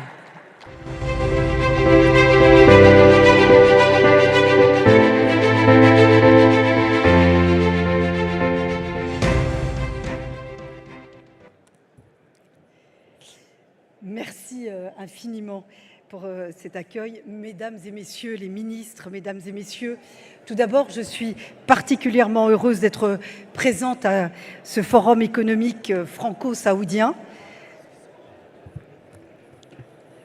Merci. C'est un temps très fort de cette visite d'État du président de la République et donc nous nous réjouissons tous de pouvoir partager avec vous un certain nombre de convictions sur le rôle de la culture dans le renforcement de notre partenariat bilatéral. Ce partenariat est un partenariat stratégique et il fait partie évidemment de tous les accords stratégiques entre l'Arabie saoudite et la France. La culture joue un rôle important dans cette visite d'État et ce n'est pas un hasard au vu de l'étroitesse de notre partenariat et dans ce domaine. Alors j'en veux pour preuve le caractère exceptionnel de ce que nous réalisons déjà ensemble à Aloula. Ceci grâce à l'excellente coopération entre la Commission royale Aloula et l'agence française en charge de développement de Aloula. Avec mon homologue, auquel je souhaite rendre un hommage appuyé pour son engagement comme ministre, mais aussi personnel, Son Altesse le Prince Bader, puisque nous souhaitons, au-delà des accords que nous signons et que nous allons signer tout à l'heure, aller beaucoup plus loin et amplifier cette coopération. Dans le cadre de cette visite d'État, nous allons donc franchir une étape importante avec la signature de 9 accords pour développer des projets à Riyad, dans le Royaume, dans des secteurs stratégiques comme l'archéologie, le patrimoine, les musées, la formation, les bibliothèques et le cinéma. Ces projets mobiliseront évidemment l'excellence de l'expertise culturelle française avec l'engagement de l'Arabie saoudite de 9 établissements publics français, parmi les plus prestigieux au monde. Ces projets répondront à la stratégie saoudienne dans ces secteurs. Je tiens aussi à souligner le rôle fondamental que joue le patrimoine dans ce partenariat culturel et dans la vision que chacun de nos pays a de la culture. Une culture inscrite dans le temps long de nos civilisations et qui veut aussi se situer à la pointe de l'innovation. Pour le temps long de l'histoire, il suffit de penser que depuis plus de 20 ans, notre coopération archéologique a permis de révéler de nombreux aspects de l'histoire, de la culture et du patrimoine du royaume. C'est un socle pour le développement du tourisme culturel, Monsieur le Ministre, et évidemment pour l'inscription de ces éléments au patrimoine mondial de l'UNESCO. Pour l'innovation, je pense à l'ouverture la semaine dernière à Riyad du musée Diriyah Art Futures, centré sur les nouvelles technologies et auquel des experts français ont aussi participé. Alors, mesdames et messieurs, je note qu'il est encore peu commun d'associer le secteur culturel à des rencontres économiques bilatérales. Vous êtes donc des pionniers en la matière et c'est une chose que je tiens à souligner. Je tenais aussi à être parmi vous parce que cette rencontre de la culture et de l'économie, de la création et de l'entrepreneuriat rejoint parfaitement nos convictions, mes convictions comme ministre de la Culture. Sans vouloir froisser mes autres collègues, et notamment le ministre de l'Économie, je dirais volontiers qu'être ministre de la Culture, c'est aussi être ministre de l'économie culturelle. Alors, nous en voulons pour preuve la manière dont, en France, la culture contribue aussi à l'économie nationale. Pour la France, les chiffres le démontrent clairement. Le poids économique direct de la culture en 2022 en France est de 47 milliards d'euros, ce qui représente 2% de notre PIB. Alors ces chiffres ne couvrent pas les activités industrielles qui ne permettent que la reproduction des produits culturels ou bien les activités non culturelles conditionnées par l'existence d'activités culturelles.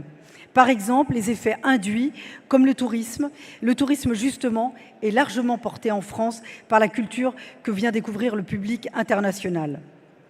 Alors, cette réalité qui me convainc de la nécessité de ce partenariat stratégique entre la France et l'Arabie saoudite dans ce domaine. Alors, à cet égard, je souhaite saluer la stratégie de diversification économique portée par le Royaume d'Arabie saoudite et son Altesse royale, le prince héritier Mohamed Ben Salman, avec lequel nous l'avons très largement évoqué hier, dans le cadre de sa vision notamment 2030. Au sein de cette vision, le développement des industries culturelles et créatives est central dans ce dynamisme, et ce dynamisme est remarquable en Arabie saoudite. Alors cette stratégie, elle mène à des investissements importants dans le secteur culturel. C'est à la fois une version politique, synonyme de fierté nationale pour le patrimoine légué par l'histoire. C'est aussi un enjeu de modernisation et d'ouverture. Et encore une fois, le prince héritier nous l'a rappelé hier lors de notre dîner. Alors aujourd'hui, l'Arabie saoudite fait le choix de développer son secteur culturel par la construction de nouveaux équipements, par la préservation et la valorisation de son patrimoine, par le soutien à la création, à la diffusion, par le développement des formations dans ce secteur. Ce qui nous frappe en étant parmi vous, c'est la vitesse à laquelle l'Arabie saoudite développe ses infrastructures culturelles. Je pense notamment ici à Riyad au projet de Diriyah et la stratégie d'ouverture des musées, nous en parlions à l'instant, d'ici à 2030. C'est aussi la rapidité avec laquelle l'Arabie saoudite est en train de devenir une terre d'accueil pour des événements internationaux de grande envergure. Nous souhaitons évidemment amplifier ensemble, notamment des événements culturels qui se font une place sur la scène internationale.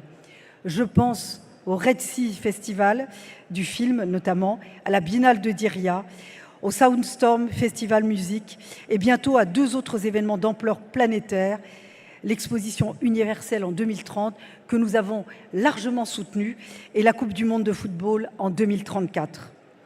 Concernant ces événements internationaux, j'ai pu mesurer combien vous misez sur la culture, le développement des infrastructures et des programmations évidemment associées. Je crois également qu'un très beau dialogue peut être mis en œuvre entre ces grands événements internationaux et la culture. Les événements internationaux sont des espaces d'émotion, de rencontres Et évidemment, ces rencontres apportent cette dimension supplémentaire, puisque dans le contexte des Jeux Olympiques, qui ont été rappelés tout à l'heure d'ailleurs par Pascal Cany, de Paris 2024, nous avons ainsi pris la décision d'y insuffler une forte dimension culturelle. Alors pour mettre en œuvre ces stratégies, l'enjeu de la formation est absolument fondamental, car ce qui renforce la croissance économique, c'est le capital humain, et donc la formation de la jeunesse, des professionnels de la culture, qui est une priorité aussi en Arabie Saoudite et une priorité stratégique. C'est pourquoi dans chacun des 9 accords que nous allons signer aujourd'hui en présence du Président de la République, le volet formation et transfert de connaissances est central. C'est la preuve que nous œuvrons à la montée en compétences des professionnels et futurs professionnels saoudiens pour leur permettre d'atteindre leurs objectifs dans des filières à haute valeur ajoutée. Tout cela nous renforce dans la conviction que la France et l'Arabie Saoudite ont énormément à s'apporter mutuellement en termes d'échanges d'expertise, de projets conjoints au croisement de la culture, de l'économie et aussi de l'attractivité. C'est l'enjeu du partenariat culturel que nous renforçons à l'occasion de cette visite d'État. C'est aussi tout l'enjeu du programme des industries culturelles et créatives, notamment le programme Immersion que nous développons en ce moment avec l'Arabie Saoudite. Une importante délégation, j'ai pu les rencontrer ce matin, d'entrepreneurs culturels français est présente en ce moment à Riyad pour aller à la rencontre de partenaires saoudiens. D'ailleurs, cette délégation se rendra ensuite à Jeddah. Alors la culture, c'est enfin un enjeu d'innovation. Je pense à l'innovation, à l'enjeu que représentent les nouvelles technologies, le secteur culturel et en particulier l'intelligence artificielle. Là aussi, il y a matière à un partenariat structurant entre nous, puisque la France organisera en février prochain un sommet international sur l'intelligence artificielle.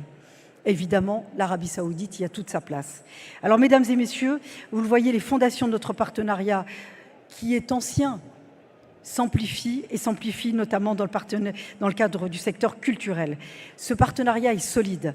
Les opportunités sont nombreuses pour aller de l'avant, pour les développer ensemble et ensemble développer encore de nouveaux projets qui conjugueront à la fois le patrimoine, la création, les investissements et les innovations. Je vous remercie.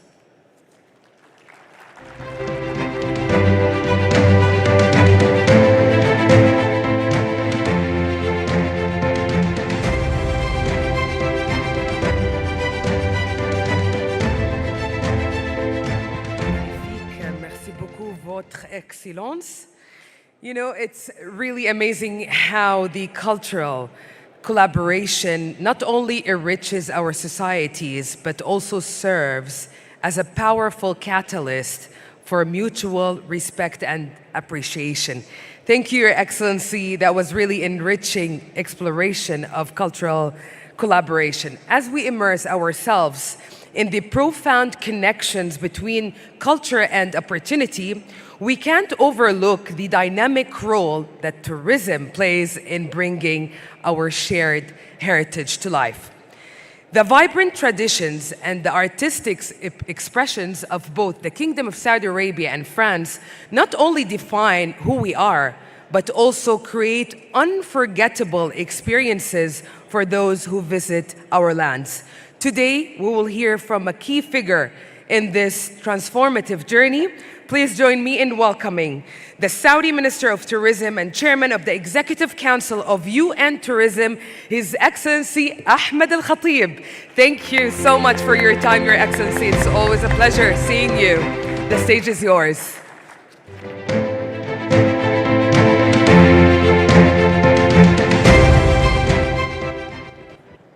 Assalamu alaikum wa rahmatullahi wa barakatuh. A very good morning, bonjour. Your Excellency, the Minister of Culture, Your Excellencies, ladies and gentlemen, thank you very much for joining us today, and thank you for visiting Riyadh for those who are the first time in Riyadh. And I hope you will have the chance to enjoy other part of Saudi Arabia, maybe have the chance to swim in the Red Sea. Tourism is a very important industry. It's important for both of us, France is one of the leading nations when it comes to travel and tourism. You will be passing the 100 million tourists this year for the first time ever, and we will be passing the 30 million tourists in Saudi Arabia for the first time ever. A part of Vision 2030, back in 2015, we started looking into different sectors that we have not given enough attention in the past decades. We've been focusing on oil and gas, and we did an amazing job when it comes to unlocking the oil and gas industry, and then the petrochemical industry, followed by the financial services, and so on and so forth. And most recently, we decided to unlock the other soft sector, for example, tourism, culture, sport, and entertainment. And since then, we launched our strategy and we opened up our country for the visitor from all around the world. Tourism represents about 10% of the global GDP and global workforce. It is a very important industry. It was hit hard by the pandemic. However, it is recovering very, very fast. And this year, we will go back to almost 2019 numbers, the year before the pandemic. It is very important for many countries, and France is a good example of how successful a country in attracting 100 million visitors to come and enjoy the history, the culture, the art, the fashion, and so on and so forth. And Saudi Arabia, when we decided to unlock the sector, we started reforming our policies on opening up the country for visitors and building the sectors and aiming to reach to a 10% of our economy from tourism to become the second source of income for the country. We started with 3% back in 2019, and this year we will reach to the 5% on our way to reach, or our journey to reach to the 10% by 2030. Let me share with you some of the opportunities. This is an investment forum, and I cannot ignore the opportunities that Saudi Arabia is offering to the investors in all the service cycles, starting from airlines, where Saudi established or started the new airlines, Riyadh Airlines, and they are placing orders to the major manufacturer, especially Airbus. And I met with the Airbus here, and I'm very sure they will do a lot of business with either the Riyadh Air, which is a new carrier, or the existing carriers like Saudia and Flynas, who are expanding their fleet to airports with the huge King Salman airports in Riyadh with 120 million passengers capacity every year, and hotels, restaurants, retail, and so on and so forth. We are fully committed in Saudi Arabia to offer the best experience to our visitors from all around the world. We want them, when they come, we want them to leave with the great memories, memories that they will never forget, and they will come again and again. In order to do this, we are building new destinations or cities like Neom, Red Sea, Diriyah, Qiddiya, and others. And in all these cities, we need investors from the global leading country in travel and tourism, i.e. France. We need them to help in bringing the knowledge and the expertise to join us in building this sector. Actually, I discussed this with my friend, Her Excellency Maria, the Minister of Tourism Economy in France, when I met with her last month in Paris. And we agreed to work on very important files. For example, bringing hotel operators to Saudi Arabia and training the 600,000 new manpower we need to enroll them into the sector in the next 10 years. And sharing data and sharing knowledge and experiences and join us in building the travel and tourism sector. We have a lot of opportunities rising from unlocking the tourism sectors in Saudi Arabia, and therefore I encourage you and I invite you to join us in exploring every single opportunity and trying to become our partner in this pleasant journey. With all this opportunity or these opportunities, there will be challenges, which I discussed with the Minister of France. For example, the human capital capacity. We need more people to serve in this growing industry. Sustainability is a big issue. We need to make sure that we protect the environment and protect the society, the small villages and the rural areas. And and also we need to make sure that over-tourism is addressed, because it became like a threat for some cities. And residents of cities started to complain about the over-tourism. And therefore, there are a lot of opportunities, but at the same time, there is a lot of challenges that needs to be addressed. At the end of this, I would like really to thank you, and I look forward to working closely with you in the next year or two to make sure that this sector and this industry is built in Saudi Arabia, and we want to work closely together on all the opportunities that we discussed, whether human capital training and development, or hotel management, or destination development, or sustainability. I thank you, and I hope you enjoy your stay in Riyadh. Thank you.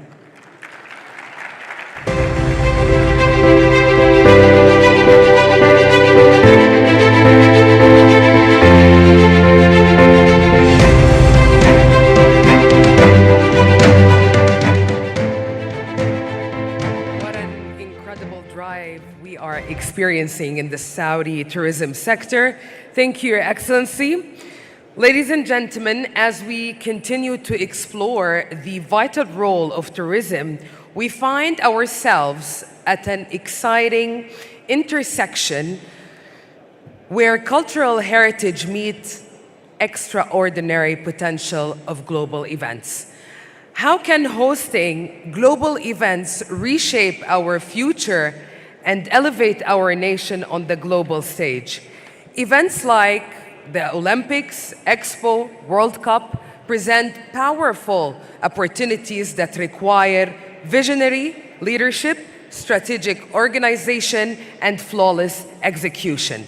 Up next, we will explore how legacy concepts can stimulate the economy and unlock new investment avenues. To guide us through this interesting conversation, ladies and gentlemen, it is my pleasure to welcome our moderator, Mr. Fahad Al Hashim, Assistant Deputy Minister of Ministry of Investment, Kingdom of Saudi Arabia. Welcome, Mr. Fahad. The stage is yours.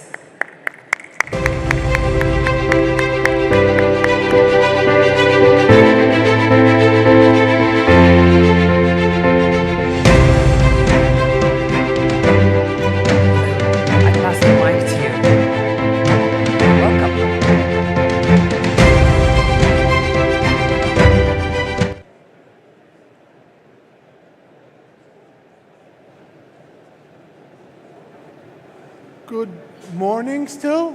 صباح الخير. السلام عليكم أولاً. Bonjour, bienvenue, welcome وحياكم الله. Our second session today, I think, is more hopefully exciting, entertaining. We got the energy bit out of the way. Now we want to talk about the lovely and fun stuff.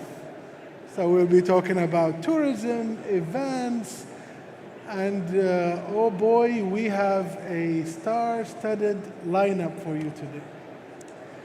Allow me to start introducing our esteemed panelists. First to the stage, Mr. Fahad Hamid al-Din, the CEO and board member for the Saudi Tourism Authority. Following him, Mr. John Pagano, the CEO of Red Sea Global, and Engineer Abdulaziz Al-Ghannam, Senior General Director, Expo 2030 Riyadh Office. Monsieur Laurent Germain, CEO of Aegis. Monsieur Richard Atias, founder and chairman of Richard Atias and Associates. And Monsieur Olivier Ferraton, the CEO of GL Events.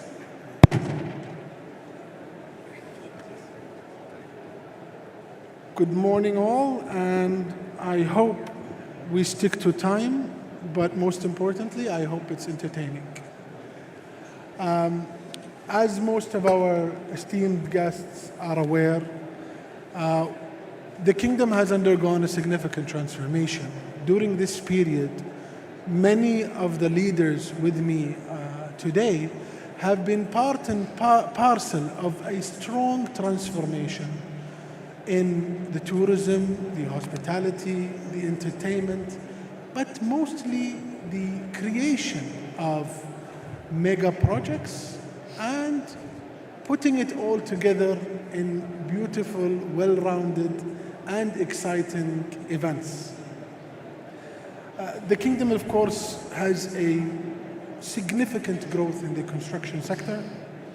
A lot of the infrastructure that we are building is being driven by our tourism objectives. And as the kingdom celebrated reaching a milestone in tourism, we are also raising our ambitions. Major events such as Expo 2030, the Asian Cup, FIFA World Cup, pave the way for sustainable demand, but also it is all intrigued and weaved together through major events like the FII and, of course, this lovely event we're having here today. So, since we are in a familiar territory, I will ask Mr. Richard Atias to start. Mr. Richard, of course, hospitality and culture often intersect to create globally memorable experiences. How can Saudi and France collaborate to foster joint investment opportunities in infrastructure, hospitality, and cultural events, not just to drive economic growth, but to strengthen bilateral ties? Thank you, Your Excellency, and I assume that you are starting with me because of the alphabetical order, because I'm here and I'm very happy and proud to be seated with very great friends from the Kingdom of Saudi Arabia and who are much more eminent than me to talk about the topic. But to go direct to the point, allow me, before answering to your question, to put maybe in perspective, since I'm the first speaker, what this global event industry is about. I think it's important to potentially educate our audience because we make a lot of confusion about what events are about for years and years.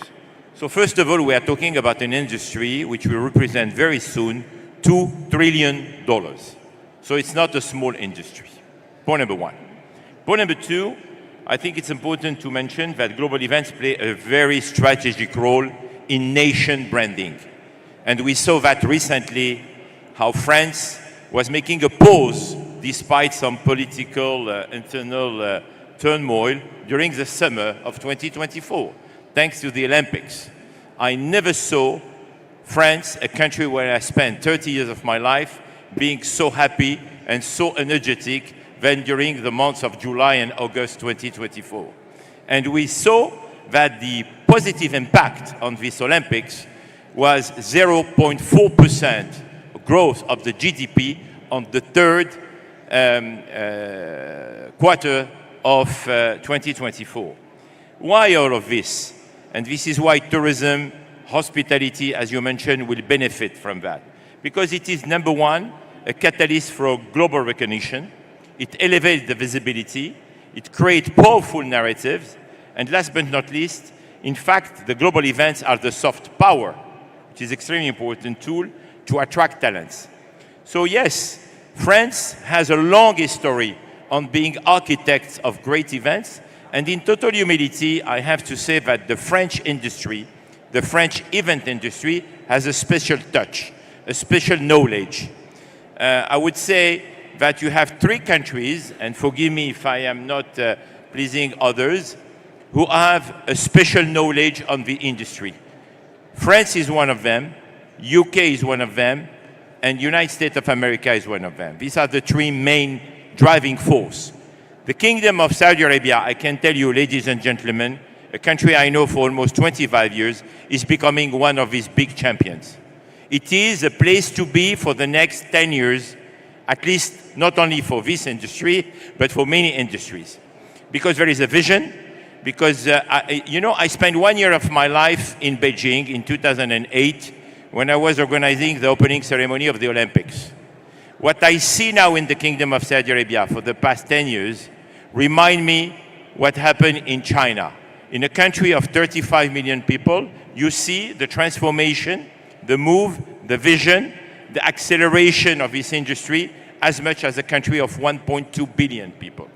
So there is a lot to do between France and United States, as you said, in terms of talent cooperation, in terms of sharing knowledge, in terms of definitely helping Saudi Arabian companies, especially private sector, to acquire.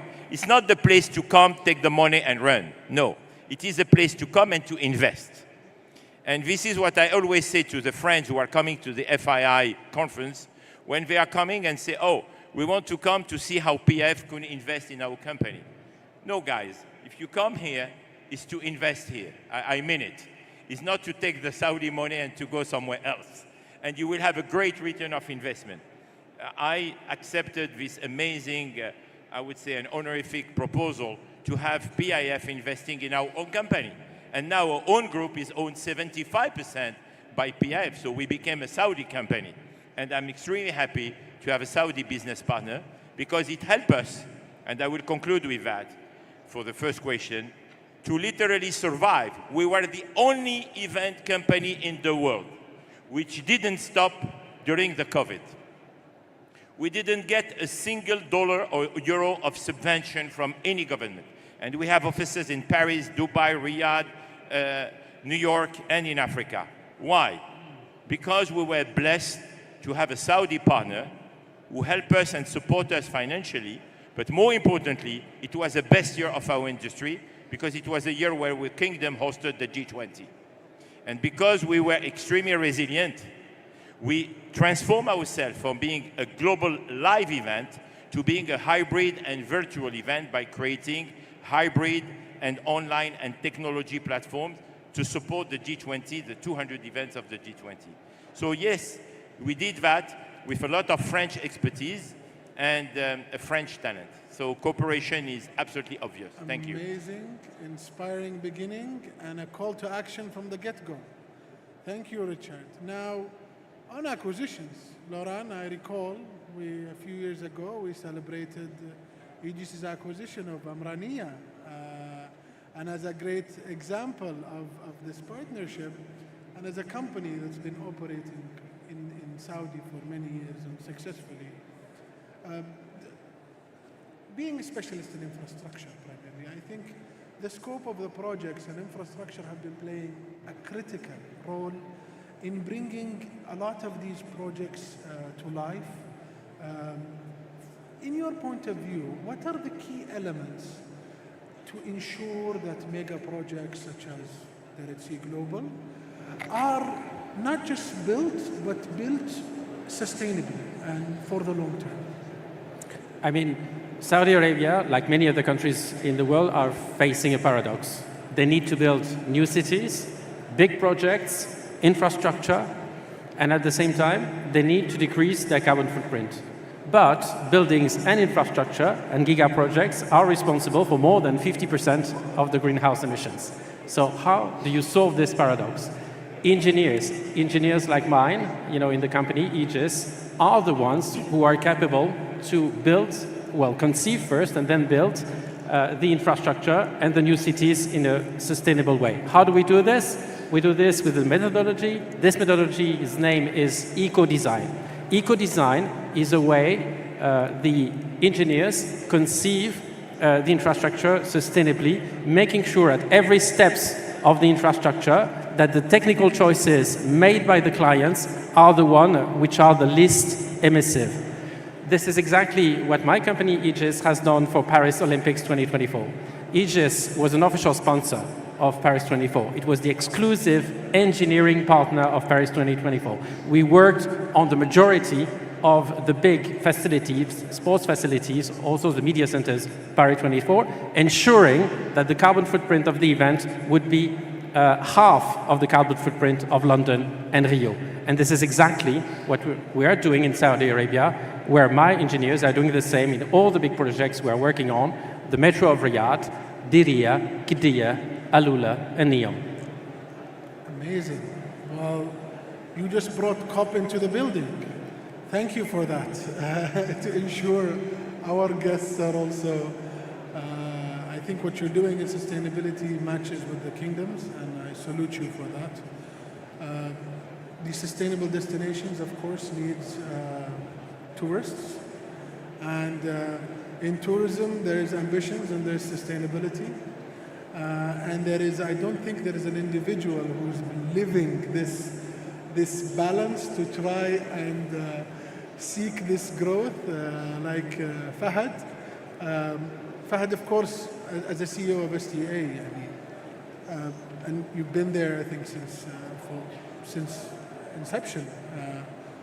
What's SCA doing to encourage bringing tourists, and how are you sort of matching that and aligning it with all the global events that we are hearing are happening now? Well, thank you. First, good morning, bonjour everyone, and welcome to Saudi and Riyadh. I really hope that what you enjoy in forums and conversations that merge out of these discussions doesn't come at the cost of missing out on the other conversations and entertainment offering, cultural and entertainment offering we have at the destination. To answer your question, from day one, we looked at events as a unifying force for transformation. Richard talked about the economic impact of events. He talked about the putting destinations on the spotlight. He talked about the investment that forges, and many more. I think there is also another side to events that is so crucial for us, that made events one of the most strategic offerings to drive tourism. Number one, it really brings everyone together around one narrative, and that narrative is opportunities. This transformation creates opportunities like no other. The whole idea of our transformation journey is to create jobs and economic drive in unusual sectors that we've known over the years. So think of what the biggest pain of Saudi Arabia, and when we started, it was unemployment. And what the Saudi youth, men and women, wanted are more opportunities in so many sectors that did not exist. So the easiest and the shortest cut was events. Last year, I can assure you that we, as a country, were the biggest investor in events in the world. Last year alone, Riyadh, during what we call the Riyadh season, which is an entertainment and event season, we had more events in Saudi and Riyadh than there were events in Vegas per week.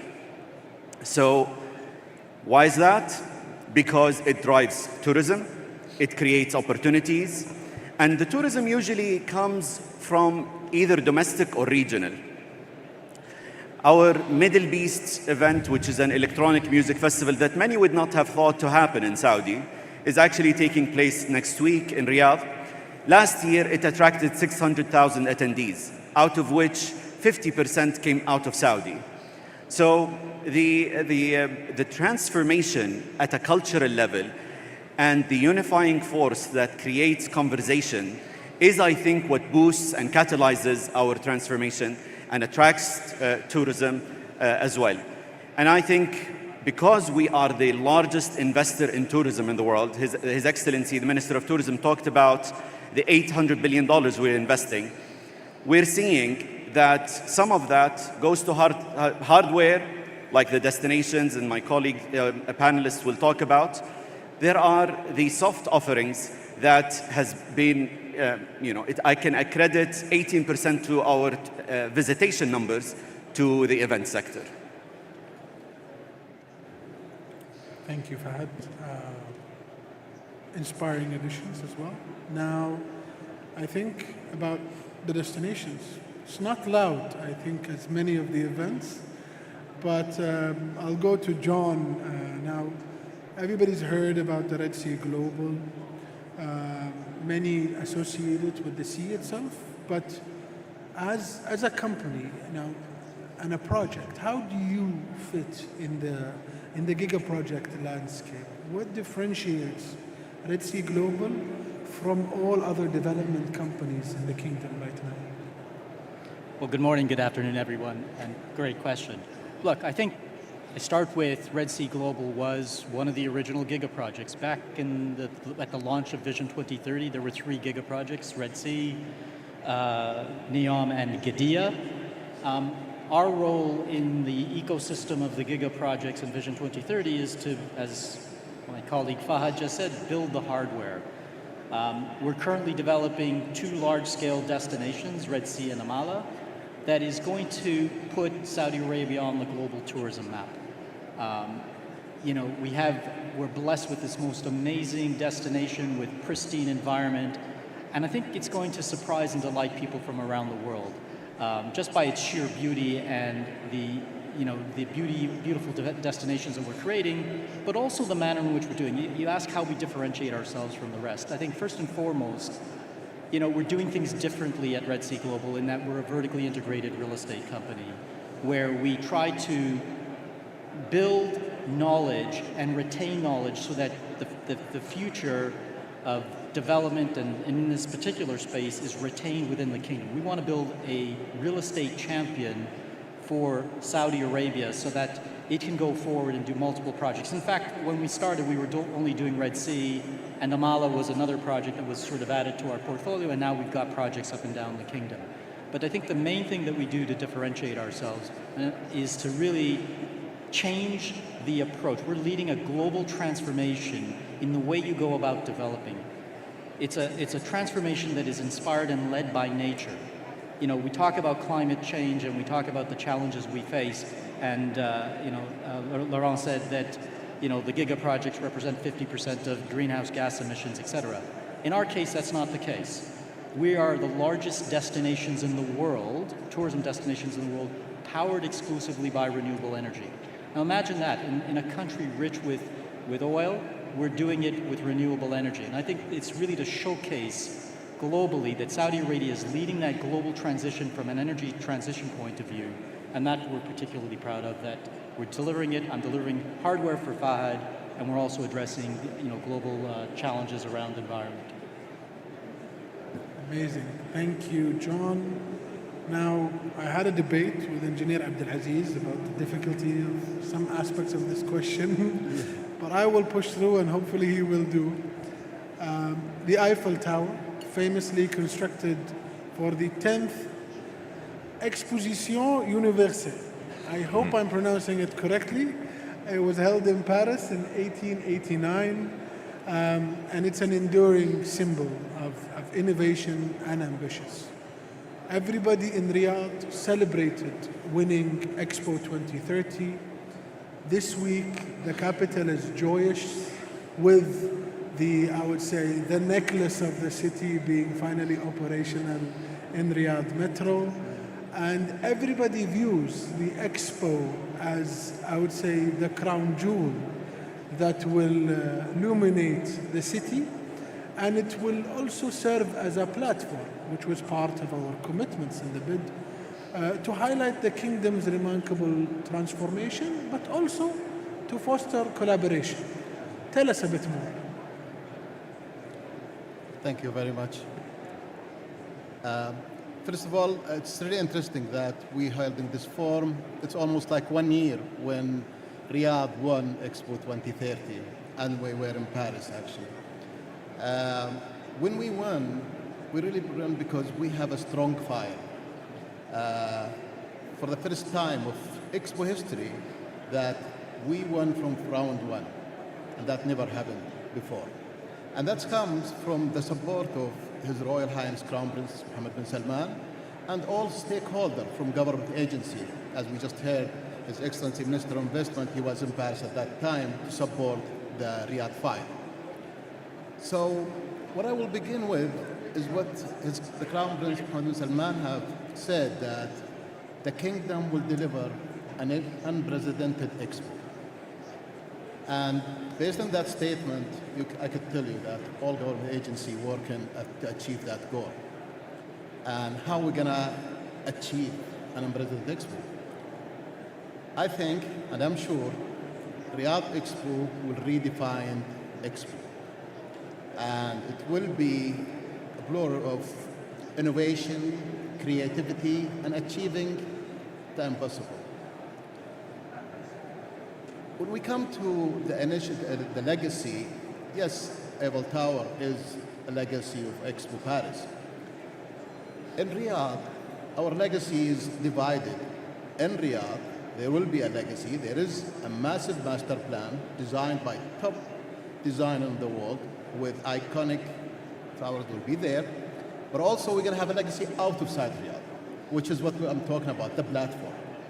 We will have the platform that focuses on international cooperation, what we call the Collaborative Change Corner, C3.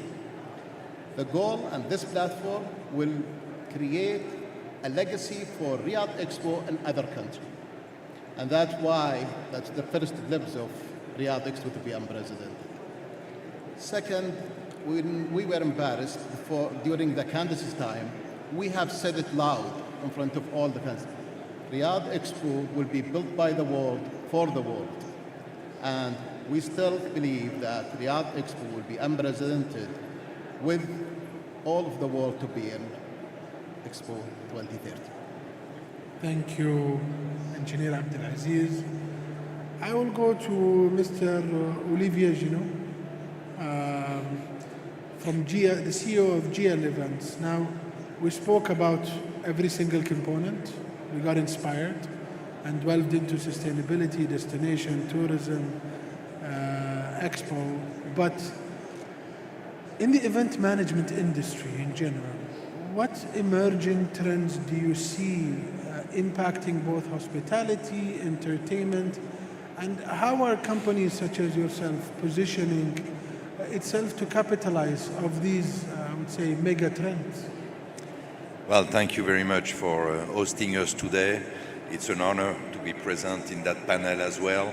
So to answer your question, let's be straight. Clearly today there is some major changes which are happening in our industry, which is very large indeed. The first one of it is obviously all the environmental and issues and concerns that we need to cope with and accompany within all the events, whether they are major or small. And I think this is one of the major events. Just to give you an example, from a GL event perspective, we invested into hydrogen generator. And this is good because this is both accompanying the strategy of the country and the world in the hydrogen sector, and at the same time to make sure that those events are compliant with the requirement. The second issue, or the second concern or evolution, is obviously around the hybrid digital world which is moving, which has been most probably accelerated during the period of the COVID period. Nevertheless, people, as our friend Fahad said, needs to bring people together. That's the aim of an event. And obviously, we have returned to a normal way of dealing with people getting together. But that's a major changes. We need to adopt new technology, new system, to be obliged also to look at the maintenance of health and regulation when it comes to erecting those events. GL event during the Olympics demonstrated in all the venues that we had to manage that it was very critical. Downtown, the cities, health regulation are critical. So all those changes makes us strong and strong and strong. And when you talk to obviously the kingdom, but also all the organizers, whether they are the United Nations for the COP that is happening right now in Riyadh, whether it's FIFA, whether it's IOC, those major are very demanding when it comes to the strategy around environment, social issues, social responsibilities, and obviously making sure that those events will mark their time. They're not doing just an event to make an event. How do you make sure that via an event you get an answer or a memory behind it? Amazing. Thank you, Olivier. Now I am very cautious of time. So I devised a little scheme here to get out of the difficulty I have. I will ask each of you to give a 2-minute from the heart statement about today, and I will go alphabetically. And I'm doing it specifically to give you, Richard, the last word. So I will start, Engineer Abdelaziz. A few words in 2 minutes, please, to the audience, French, Saudi companies. Call to action. What are you looking for companies to do in Expo? And I think the same questions or in this industry and in this spirit of collaboration. And I extend the same question to all the panelists. I'll probably start with an example. Riyadh, Expo 2030 master plan was built based on the legacy. And the legacy of the Expo to be sustained, not for the only 6-month period of Expo, but to be, forever. And within its legacy, there is a lot of elements that related to financial and commercials, as well cultural and heritage, that will encourage French partners to be there, to be part of Expo, not only the 6 months, but for the whole time of the Expo in Riyadh. Fahad, F is fourth. Yeah. Next. I was figuring that out. So I would say to our colleagues and friends from France, we're committed to building ties and exchange and growing exchange with France and the French companies, investors, and people. I can tell you, from a tourism point of view, France witnessed this year a growth of 50% inbound to Saudi versus last year. Our connectivity is growing from just Paris, Charles de Gaulle, to Orly, end of this year, to Lyon, and more to come. We are going to be closer than ever. We invite corporate France to invest in this sector. Richard said it's $2 trillion business, $2 trillion global, and we are committed to being lined up. I mean, you are an expert, from IP owners, from service providers, to advanced sustainability technology providers. If you think, or if you are a doubt whether we need your IP, your technology, your investment, I assure you, we definitely do. And if you choose to come and explore opportunities in Saudi, not only will you get the lavender purple carpet run in front of you, but open hearts and open arms for all of you. Thank you, Fahad. I brushed up on my alphabet, and it's... Thank you all. Jay is next. John. Are you sure? Well, my English teacher will be upset. Well, I think really to echo what Fahad just said, Saudi Arabia is open for business. And the French have been great partners. I'm going to speak from my own personal experience at Red Sea. Have been a great partner. We've just done a large deal with EDF, which includes Suez. We've worked with Viola. We work with Accor, building a number of hospitality assets in the Red Sea and Amala destinations. So there's plenty of scope, plenty of opportunities for French companies to come and collaborate and to work with us. Come and invest with us. It's a huge opportunity. It's an opportunity to get in at ground zero effectively, because we're building tourism infrastructure in a country that historically didn't have much in the way of tourism infrastructure. So there's going to be a first mover advantage for those companies that come on the journey with us. This is a long journey ahead of us with great growth potential and great opportunities for French and Saudi companies alike. Thank you, John. Alphabet correct is Laura. You're next, please. I think, the challenge here is that Saudi Arabia has to deliver mega projects in very short deadlines. Winter Games in 2029, Expo 2030, Soccer World Cup 2034. What will be key is the acquisition of talents, the development of talents, recruiting, the talents and bringing them in Saudi Arabia. Saudization will be also absolutely key. So I think the area where France and Saudi Arabia can cooperate is really enhancing, I would say, the talent acquisition, having a lot of mobility of experts, having a lot of mobility of knowledge into Saudi Arabia to help Saudi Arabia in the running that it's into to be ready, for the great events arriving in the kingdom. Thank you. Now we go to Olivier. Well, simply legacy starts by vision. Both countries, the Kingdom and France, have got a vision, and that's the best thing. As GL Event, we are investing into the country, we are investing in people, we are investing in assets. We're going to sign in a couple of minutes an acquisition. Our strategy is to partner. This new acquisition will also come to France in order to share ideas, visions, knowledge, and way forward. So this is really what it's all about. And legacy is obviously not just the moment you're going to have, it's what you live in terms of knowledge, understanding, and making sure that for the future there is competencies, assets, and deliver wealth for everybody. Thank you, Olivier. We're actually doing pretty good. Richard? Thank you, Your Excellency. Yes, in fact, I was going to say, of course, like it was just said, legacy is absolutely crucial. So since we have already delivered this message of legacy, I will send a message to my French friends and colleagues that I will quote His Royal Highness the Crown Prince Mohammed bin Salman when at FII 2017, the first one, he said something important, and it's really more than a reality.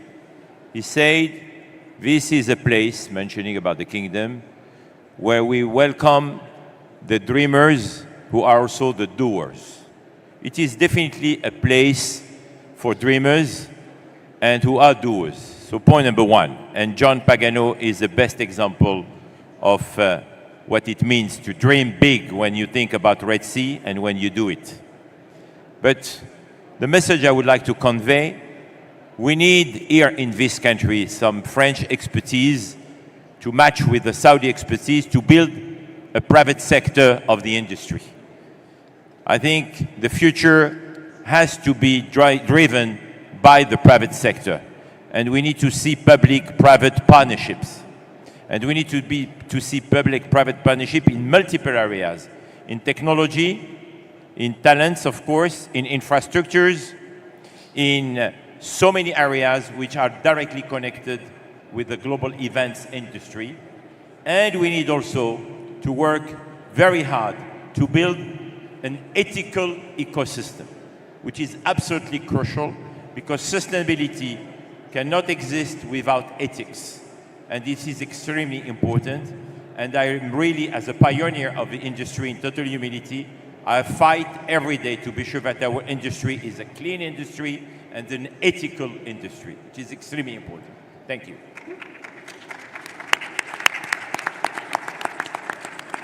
Thank you, Richard. You started inspiring and ended inspiring. We're actually ahead of time. Please, I thought Engineer Fahad, you had more to say. So if the esteemed panelists allow, Fahad, please.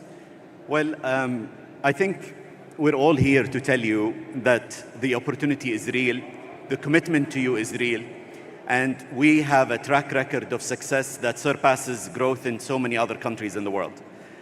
I would really like to extend, I had visit Saudi, so I must tell you, during winter, there is no better winter sun than what you see in a place like Saudi. So enjoying a pool, Al-Ula was just ranked as a destination amongst the top 5 in winter. It had the 3rd best pool in the world. But if you really also want sun and sea to the max, there is no better destination than the one that is opened by our colleague John. I really encourage you to visit the Red Sea. If you can't visit it physically now, visit it online. Just visit Red Sea, and you will see not just a destination that appeals to travelers, but appeals to good people, to those that are committed to what is right for environment, to those that are right to the people before tourists. I think he doesn't say that, he's too humble, but we take pride and brag about what he has achieved and his great team in establishing a true testament to sustainability. Sustainability in tourism comes at a very big cost. We have taken that commitment and made that investment. Lastly, Olivier, at the end of this panel, I met him in Cannes this year during the Monaco yacht show. And then after the Monaco yacht show, I told him we need to collaborate because with the Saudi Red Sea and all the offerings from Neom down to the south of this vertical Riviera, there is definitely a global magnet for yachting. And I'm very pleased to say that soon we'll be signing not just one event, but multiple events that will drive a global shift from Med to Red to the Red Sea. So no better venues like this than forging opportunities and exchanging real thoughts and commitments. Thank you. Thank you to all our guests. I am hoping many will be changing their bookings and staying some extra time after this, of course. But if you allow me, thank you for everybody for being here today. You've been a lovely crowd. But one last time, a big round of applause for all our amazing, honestly, and we're very lucky to have these lovely minds and these lovely speakers in one place. A big round of applause for our speakers, please. Thank you very much.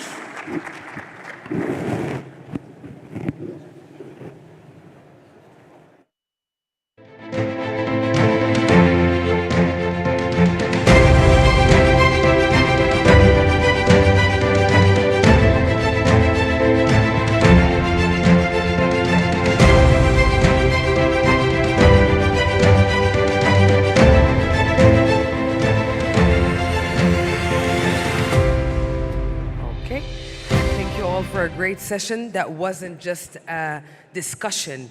It's an invitation to explore groundbreaking ideas and dynamic partnerships that will elevate our hospitality and tourism experiences and also set the stage for major events that will captivate the world. Now we will delve into something interesting, ladies and gentlemen, a sector that is buzzing with potential: the technology landscape in Saudi Arabia. In our panel discussion titled Knowledge Transfer and Founders Era Startup Attraction Re-Engineered, we will explore incredible opportunities that will simply cannot be overlooked. Please join me in welcoming Mr. Omar Al-Shab'an, CPO of The Garage. He is the moderator of this dynamic conversation. Welcome, Mr. Omar. The stage is yours.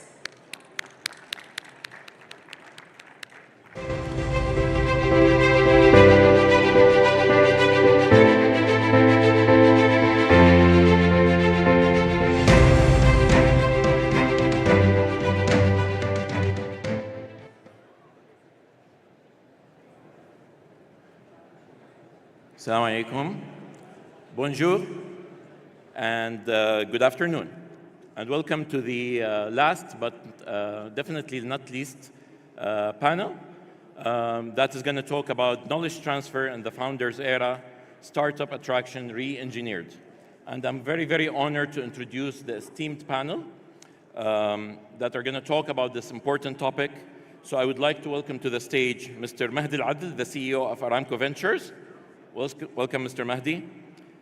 Abdurrahman Tarabzouni, the founder and CEO of STV. Welcome, Abdurrahman. Dr. Abdurrahman Al-Ulayyan, the CEO and managing partner of Beta Lab. Welcome, Doctor. And from the French side, I would like to welcome François Petouzet, the MD of Vivatech. Welcome, François. As well as Mr. Xavier Niel, the founder of Station F.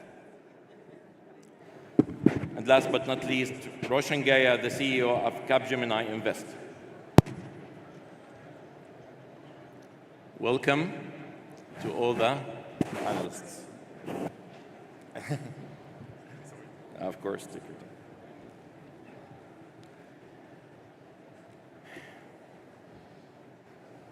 All right, I can see you all seated and comfortable. Welcome, everyone. We're having a nice chat at the back stage on a very important topic, a very crucial one for the Saudi-French partnership and relationship when it comes to fostering technology and innovation. We heard His Excellency Khalid Al-Falih talking about this partnership and multiple examples, and we have a couple of these examples here today as Station F and Vivatech, as well as from the Saudi side as well. So we want to talk about how this partnership could be fostered and further enabled. What are the opportunities? But also we want to give the audience a flavor about what's happening. So in 2022, France ranked first when it came to the European nation when it comes to VC investment, and last year Saudi Arabia ranked one in the VC investment in the MENA region. So both leading our regions. This indicates something, indicates that technology, innovation, the startup ecosystem in both nations are very vibrant, and there are lots of opportunities to leverage. So I would like to start with you, Mahdi, and to talk to us from an Aramco's lens. What's your focus in Aramco Venture, maybe in the bigger scale of Aramco at large, and how can you see the opportunities for the kingdom leveraging the digital transformation that we're witnessing? Okay, good afternoon, and thank you, Omar. First of all, allow me to welcome our French guests and colleagues. As a Saudi born in Paris, bienvenue en Arabie Saoudite. It's a pleasure to have you. So Aramco Ventures is the venture capital arm of Aramco. We manage about $7 billion in assets, and there are two main verticals in which we invest: the digital AI space and then the energy transition. And we do this outside of the kingdom. And as I reflect on where France is a great opportunity for venturing and for investments, it is probably well known to the audience, at least the French audience, how deep the science and innovation ecosystem is in France. So many of today's, or not today's, but many of the mathematicians, physicists, chemists that have shaped the world that we live in today are actually French.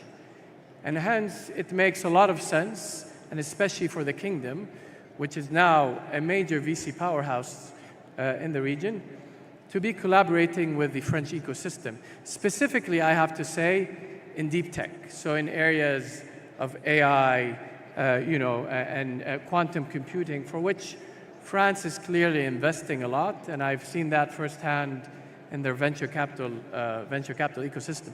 So as the kingdom matures from venture investments in commerce and fintech and retail into deeper science and engineering, I think there's a great opportunity, and it is timely, for the collaboration between French and Saudi entrepreneurs in this area.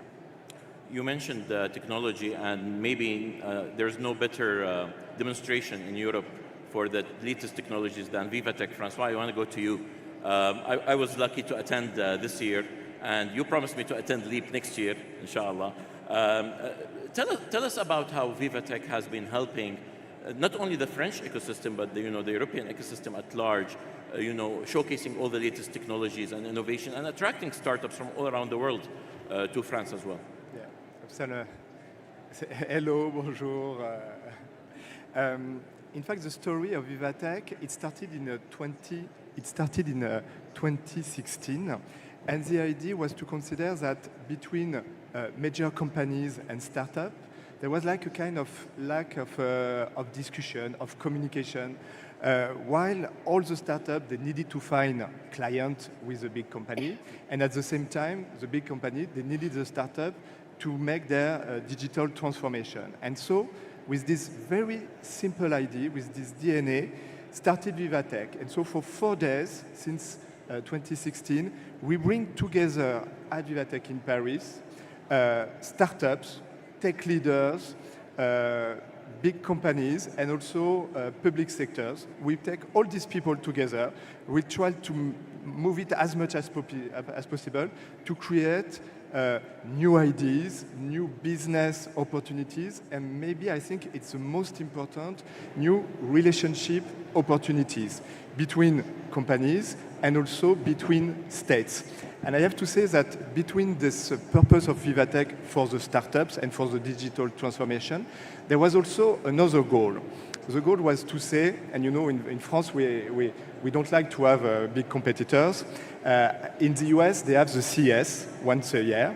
And we were like this, oh my God, if we want France and Europe to be part of the global discussion for tech, global agenda, we need to have a big event like the CES. And so we said, and President Macron, at this time he was minister, not president yet, he liked the idea. And so 2 companies, Publicis Group with Maurice Lévy and LVMH with Bernard Arnault, decided to invest in Vivatech. And this is the very, very first moment for Vivatech, and now it's a success. Last year we welcomed more than 165,000 people, 14,000 startups at Vivatech. So it's great, and I think that the key of the success, it's not to try to copycat something else, it's just to say, okay, come to Vivatech, and you will have the relationship, the connection that you need for your business, for your digital transformation, and for your ideas. Amazing. Thank you so much, Francois. So you both touched, you and Mahdi, on technology, especially on AI and deep tech as well. And this takes me to you, Roshan. I know that you have done a lot of work on that. And obviously, whenever the discussions happen between the two ecosystems, there are lots of emphasis on deep tech. Saudi is playing a big role in fostering and cultivating a deep tech community. And France has been doing this. Where do you see the synergies, particularly on the deep tech partnership? Yeah. Hello, everyone. So, regarding deep tech, just to take some illustrations, so we'll talk about quantum computing, engineering biology for life, new material science, precision neuroscience.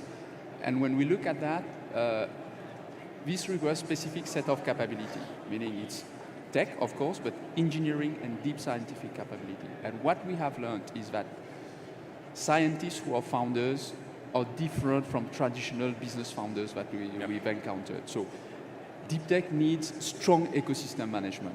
So there is the first thing, which is this acknowledgement of ecosystem, and also there is a question of tempo, is to acknowledge that building a strong ecosystem, it takes time.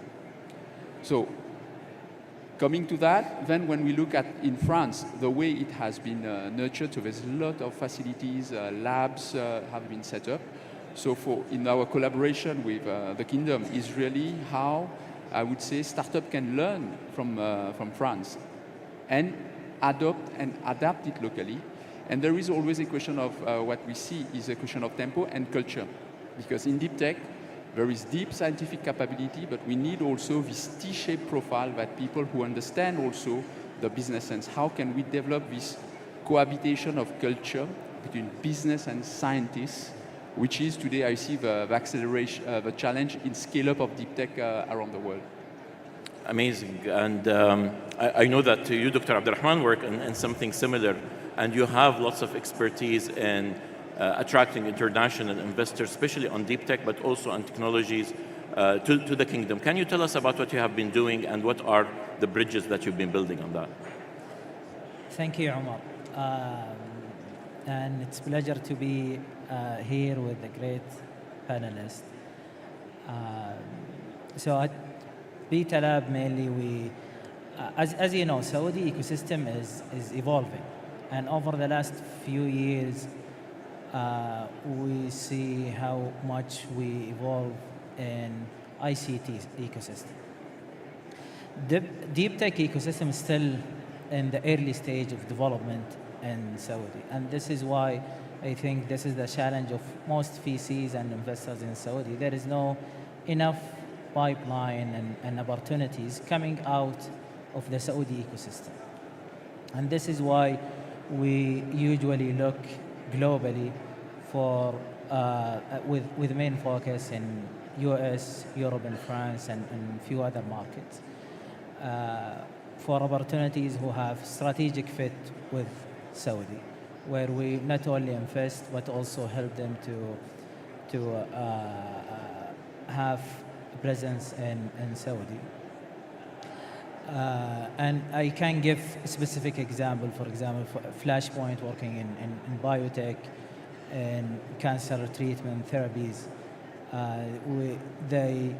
When we make the investment, they partner with Kmark to do the clinical trial in Saudi, but also to do the training, the knowledge transfer and others. And I think more activities like this happening in Saudi, it will attract even local talent, cultivate the local scientists and researchers, and also encourage more VCs and investors to come into the space.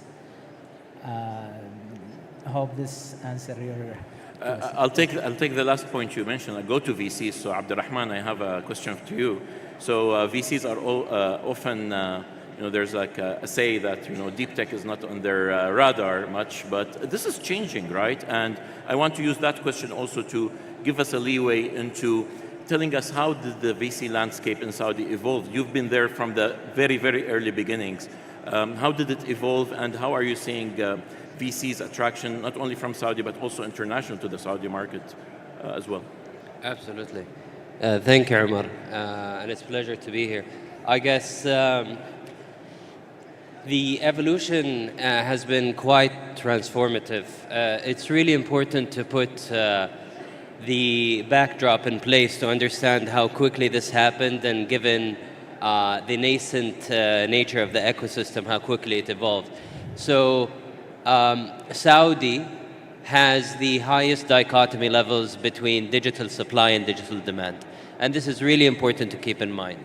The demand side of the equation is extremely sophisticated. You have high penetration of smartphones, very sophisticated digital usage, youth that represent most of the social fabric.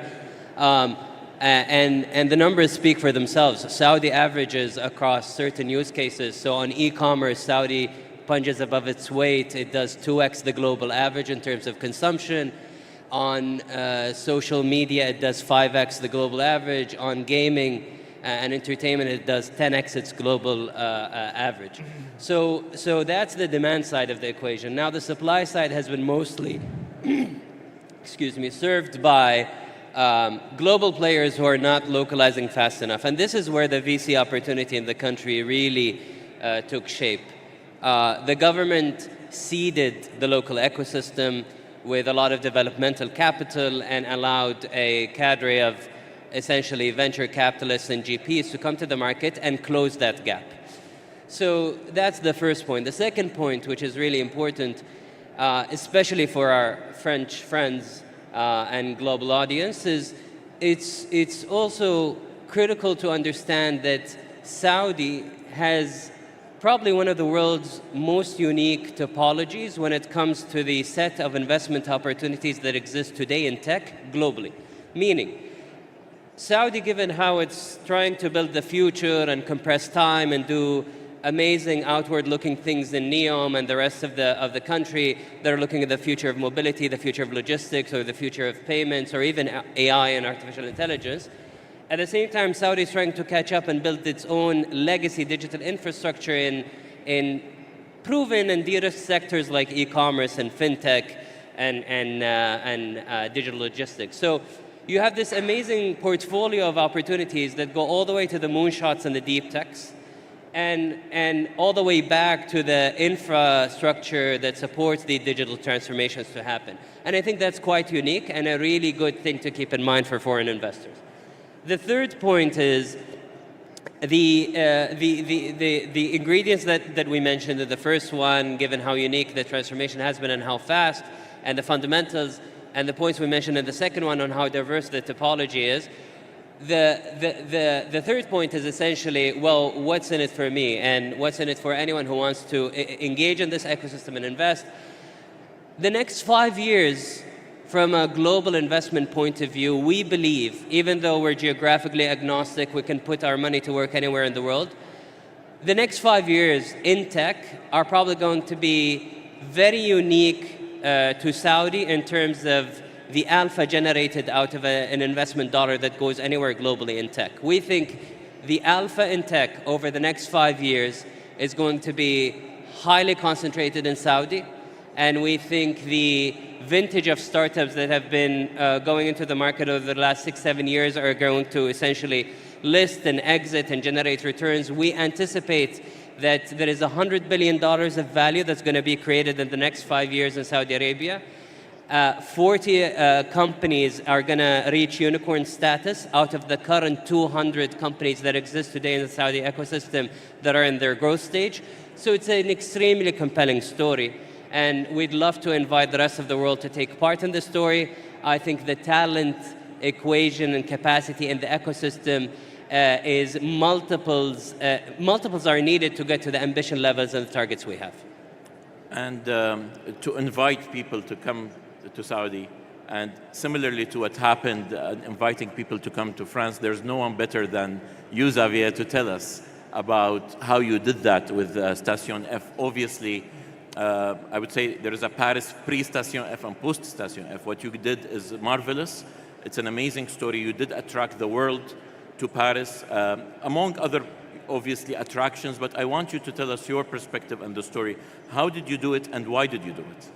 So the idea was, I was having friends coming from all over the world to Paris, and in fact, when they were coming, they were telling me, okay, let's go visit museum and this kind of thing. And I was telling them, you know, in Paris, we have amazing entrepreneurs and amazing startups, and they didn't believe me. And the idea was to create a place that would become the largest incubator in the world, and to have this image spreading the world, having all the world talking about this location. And we started to have this idea in 2012.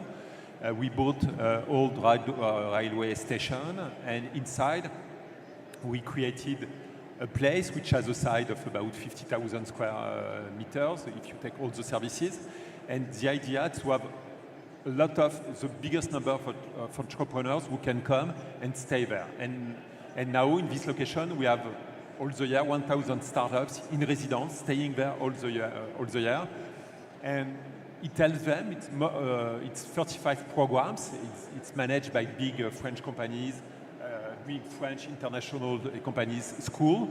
And the idea is to have people who want to start their company to go there and to start their startup life. And it helped to change the image of France. At the same time, President Macron has been elected and was very pro-business, also helping this ecosystem. But the idea was to have this thing used for marketing, for having the world talking of Paris being a place for creating startups. And at the same time, to help this ecosystem, we created schools to have coders, to have more entrepreneurs, to have people working on data. And at the same time, we created also a fund to help at the beginning of the startup life, seed and pre-seed fund. And then all these things help the image of Paris, the image of our French ecosystem, and the image of the European ecosystem. So the idea was, how can we find a big place to find this thing, and to have all the marketing, having the world talking of this place. In this place, you have three things. You have these 1,000 startups. You have services. You have all the services you can need. You have inside the building, you have tax authority. It's a big thing for us in France. We have all the service you need for a startup, accounting, all you need. And at the same time, we have the world's biggest restaurant where we serve up to 10,000 meals a day. And on the side, we have a place where our entrepreneurs can sleep, can stay, can live. But we wanted to create a real little Silicon Valley in one site in Paris. This was the idea. This is the idea. Amazing. And for those who haven't visited, you should. It's a marvelous place. And if you haven't visited the garage, you should as well, since you're in Riyadh. And thank you for the inspiration. It was definitely one of the inspirations to establish the garage. You mentioned corporate and companies and big French companies supporting, which takes me to you, Mahdi. All these programs and all the efforts that you're doing in Aramco Ventures to support startups needs a form of sustainability and to ensure that these programs and these investments carry on. How do you ensure that? How do you comfort both investors but also the startups? What's the long-term vision that you have? So in Aramco Ventures, our two verticals that I mentioned earlier around energy transition, digital and AI are aligned with where Aramco is heading. People know Aramco as the largest energy company in the world, but in fact, today Aramco has a digital company called Aramco Digital Company, which aims to be a massive or a big hyperscaler in the region. It also has a business dedicated to the energy transition. So that's hydrogen, CCUS, renewables, and energy storage. So when we invest, we try to find synergies where the mother company is trying to head. So that's one. Secondly, part of the sustainability, we put boots on the ground. So our employees are in Palo Alto, Houston, Boston, New York, London, Oslo, Shanghai, Beijing. And so we are not tourist investors, we are local investors. And these are the tentacles that provide the deal flow and allow us to remain connected to the big VC ecosystems and many of these cities where there's a lot of tech, science, and engineering happening. And I'm glad to say that we in Aramco Ventures are in fact a member of two societies in France. These were recent additions, so we're part of Digital France and Deep Tech France. And by being member of that ecosystem, it allows us again to understand what is happening in the French ecosystem and hopefully then invest in the right companies out of that system. Amazing, and that's a great segue to the second part of the panel discussion, which is about actually connecting the two ecosystems. Let me start with you, Francois, since you are holding the largest tech event in France, and we talked about LEAP, and we talked about all the various collaboration opportunities. What other avenues, or what do you see are the various avenues where the two ecosystems can collaborate together?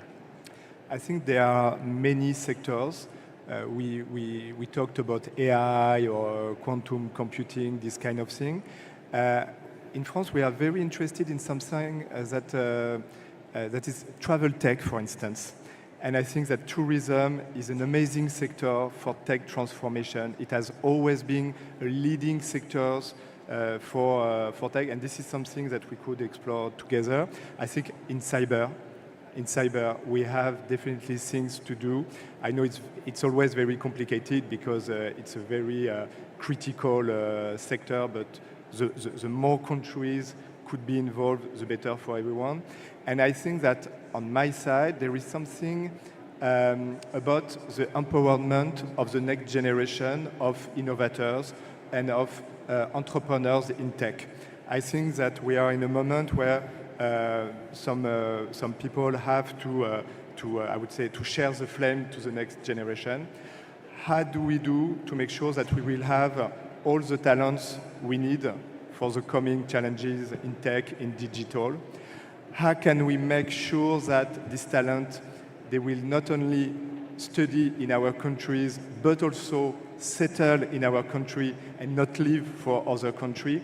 And I think that when you look at France, when you look at Saudi Arabia, we have differences, but we also have a lot of common things related to this question. And I think that if we are able to create bridges, relationship between our youth, there will be something interesting for the next generation of entrepreneurs in tech. And I think it's a great mission, definitely. No, absolutely. And I think there are multiple initiatives taking place, lots of entities such as Business France, MCIT, NTDP, etc., NIDLib that have been working together. We were in a big representation in your VivaTech event this year, and there are lots of bridges being built. But Roshan, how could Capgemini and other entities like you help actually creating that bridge between the two local ecosystems? So, Capgemini, today we are well established globally and working in the startup ecosystem. I will just take some illustration today. For instance, in France, we are helping Vercor, which is a gigafactory, the acceleration, Ascendance, which is the next generation hybrid electric propulsion for next generation aircraft, or like Mistral. When there is one common denominator for all these startups, there is always a challenge when there is acceleration and scale up. Meaning there is ignition, which is one thing, and then how to scale. And here today we have developed an entire blueprint, which today we will help also via sales, so Saudi Arabia Innovation Lab, in helping in bringing all this methodology and blueprint. So this is one. Secondly, Capgemini has been a founding member of High Paris, which is dedicated to AI. So it's a prestigious engineering and business school, cooperation, universities in developing AI. It's not about the product itself, it's a way to collaborate with the ecosystem to create value. So this is a dedicated methodology, ways of working. At least, I would say there is also the entire facility. Today we have around 40,000 square meters of labs around engineering, biology, semicon, 5G, 6G, which is also we are bringing to help local startups to benefit while waiting to build infrastructure locally, how they can start working, learn, adopt, and adapt locally in the local context, all this infrastructure. This is today the plan, and we are really proud to contribute to this acceleration. Amazing. Maybe Dr. Abdulrahman, similar question to you. What are you doing in Beta Lab in order to be able to attract high-level deep tech companies from Saudi? And what do we need to do to foster more deep tech companies here and to be able to attract international investors? So I think there is three main things. One, we need more R&D activities, density, enough density in the country. There is some happening, but it's not enough to be translated into the market. Two, we need better utilization of our existing research and institution and labs.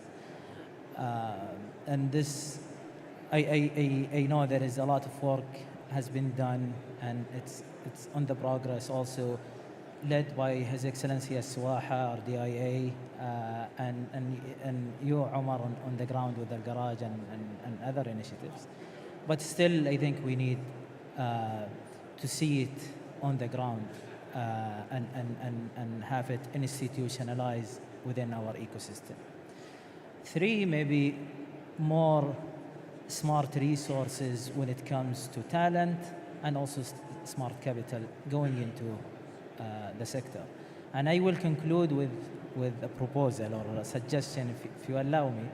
We had a discussion, me, Mahdi, and a few others, to have VivaTech partner with Leap to be part of Leap Riyadh, and maybe Station F with Garage to be part of, and this way we'll have a gateway for both ecosystem in Saudi and France. Thank you.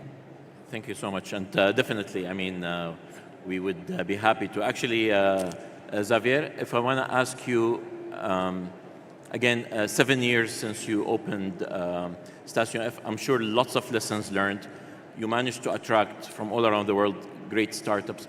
I don't want to use the word advice, but maybe what are some of the lessons learned that you think are very crucial in order to be able to attract high caliber entrepreneurs and to continue to do that, because the competition is going to be worldwide very furious on that. So what are some of the lessons learned, including maybe I want you to shed the light on 42 and the coding school and how you cultivated the talent within?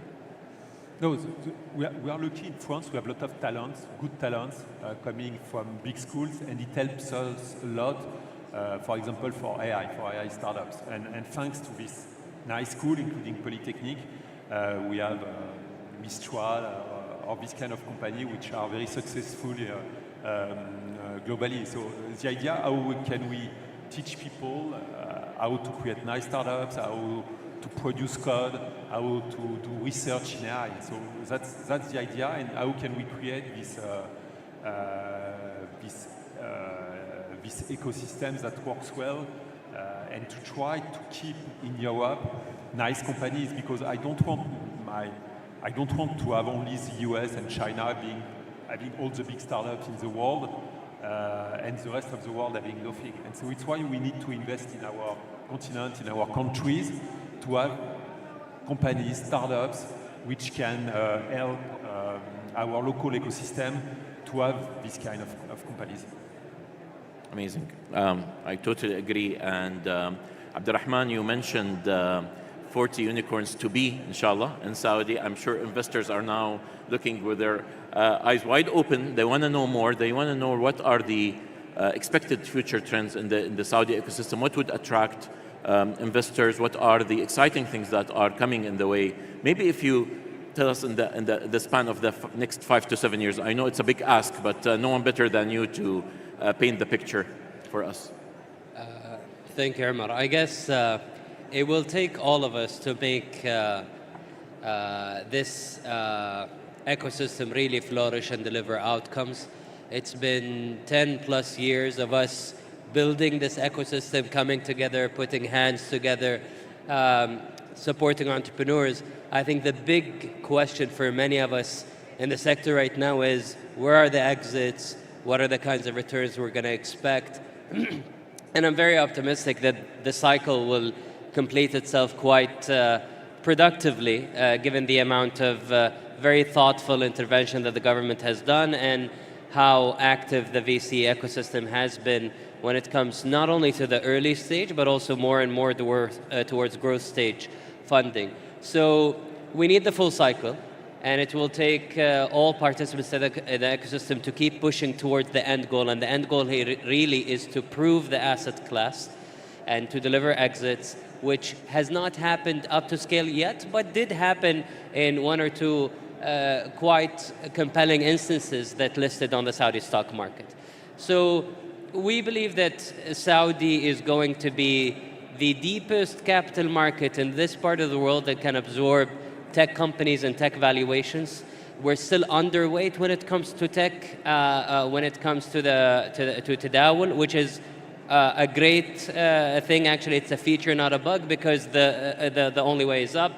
And I guess to tie back to what Zafir was saying on talent density and how to create these nodes that can attract more participants to take part, I think that's really the biggest hurdle over the next 5 years for us. Yes, these companies are going to successfully exit and essentially prove returns and whatnot, but the even bigger question is, will we have what we call digital giants in the Middle East? And digital giants are essentially cross-geography, multi-sector, very high penetration in terms of share of wallet or share of enterprise spend that do multiple things a la Amazon or Google or whatever.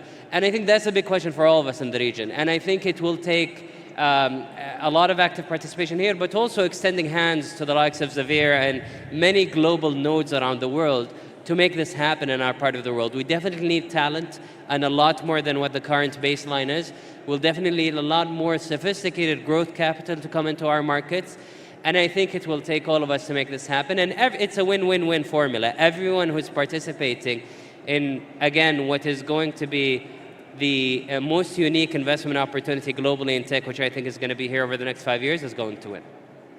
Amazing. if I want to end, like, with 1 minute each for each one of them to tell us from your perspective, maybe from the Saudi side and the French side, what would be in your opinion, one attractive point for a founder to come into soft land in Saudi? Among many, many that you can There's select. many, but I have to say, the government is doing a tremendous job facilitating the founders from outside coming in and helping them through the system. I think there's abundant energy, and that energy is not just the conventional energy. It's also a lot of cheap, affordable, renewable energy that can help with the entire AI stack. As we know, it's going to require a lot of energy to run and train and develop models. So, this is where I think you can do it. There's the land, so that's where I would focus. Abdurrahman? The question again. One key point that would attract a startup to soft land to start from Saudi, in your opinion. I know there's a lot to select with, but from your opinion. Unparalleled top-down reimagination of sectors supported all the way through, end to end. Very well said. Doctor? I would say Saudi is greenfield, especially in the deep tech, biotech, AI foundation, and so it's getting access to the resources, to the talent, to the market, and benefiting from the Saudi Vision 2030. Amazing. Francois, in regards to France, what would you, when you want to tell a founder to come and to set up and start from Paris, what would be your most selling point, if you will? I think first Station F, secondly Vivatech, and I would say the talent. And I think it's very, very important today. It's not anymore the superstructure, infrastructure, etc. Really, really the talent, what people can do and what they want to do. And you can find these people in Paris. And please don't take them all to Saudi, please. Xavier? No, I think I'm going on the side of your question, but I think we can do many things between France and Saudi because we have things which are completely different. You have money, a lot of money, you have a lot of energy, cheap energy.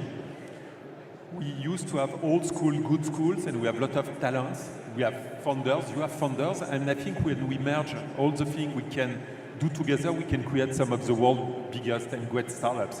And it's, I think, why we need to try to understand what we can do together and how we can create big startups to become some of the world's biggest companies in the world. Absolutely.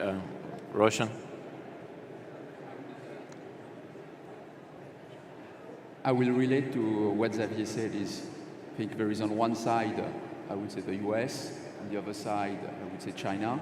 There is an entire new space that is emerging, which is called the bioeconomy. I think today, looking at the systemic way you are addressing your transformation plan and the capabilities that we have in France is to combine forces to be a market maker in the bioeconomy, meaning the tech, science, driven with AI for a better planet and a better society. I think there is a common ground here where we can really make an impact and a difference together. Absolutely. Please go. Before we conclude, can you please tell us about Al Garage and what you are doing? I want people to visit the garage. Biggest deep tech incubator. No, absolutely. It would be a pleasure to have the visitors from the French side visiting. And again, Station F was one of the inspirations to the garage. I'm imagining a scenario where a founder could spend the beautiful summer in Paris with a nice breeze and come and spend the beautiful winter in beautiful Riyadh.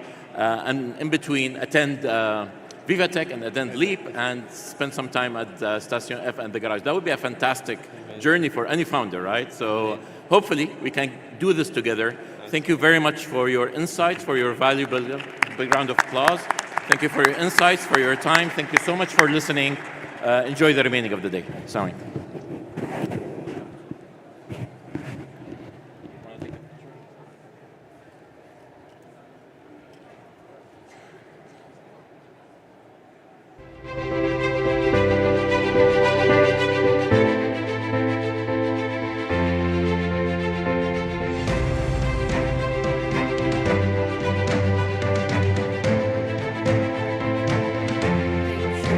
For a great session, spark of vibrant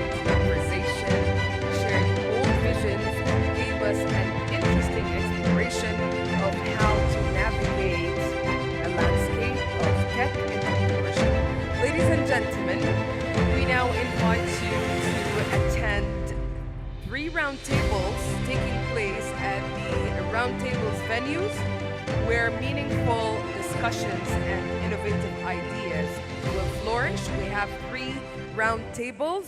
The first one, the city or not the city, this is the question, trends in urbanism and suburbanism. And the second table is there is no business like show business, the continuing rise of entertainment and travel. And the third round table will discuss where today creates tomorrow, technology and innovation, fueling new horizons. We'll see you later in the presence of His Excellency, Mr. President Emmanuel Macron, shortly, so stay connected. Thank you.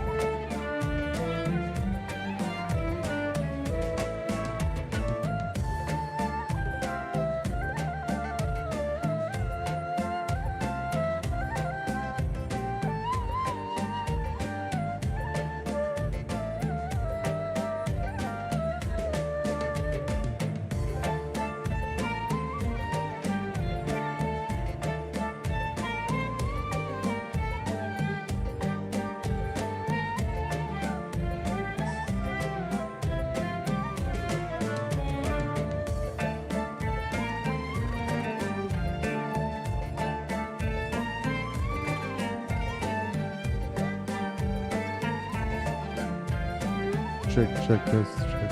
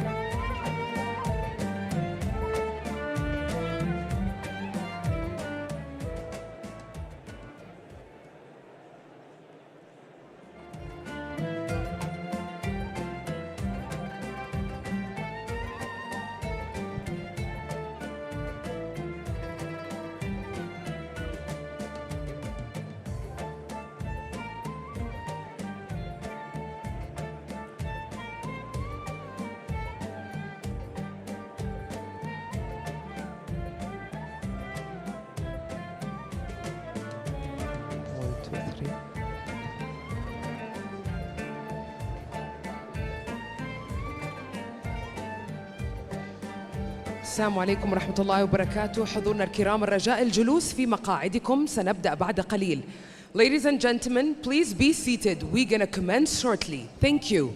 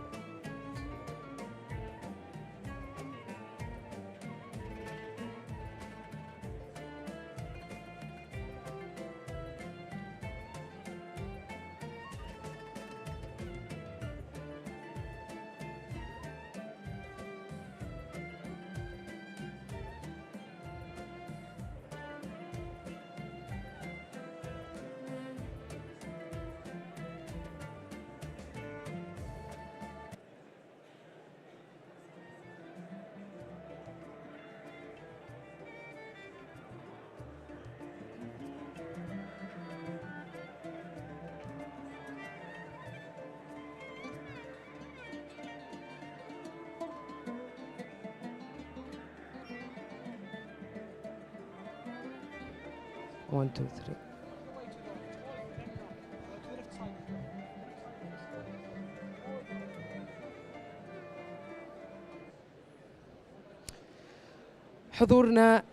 حضورنا الكرام، نحن بانتظار وصول فخامة رئيس الجمهورية الفرنسية إيمانويل ماكرون.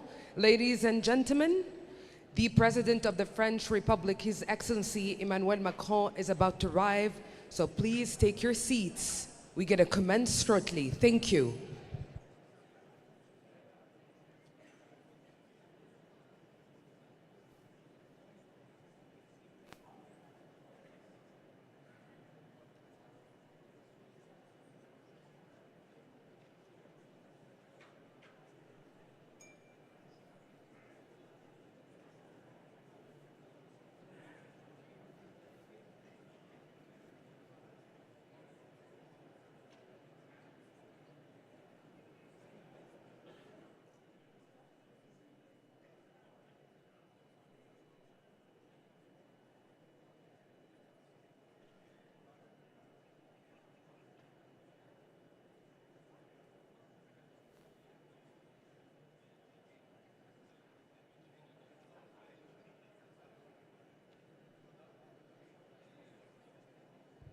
One, two, three.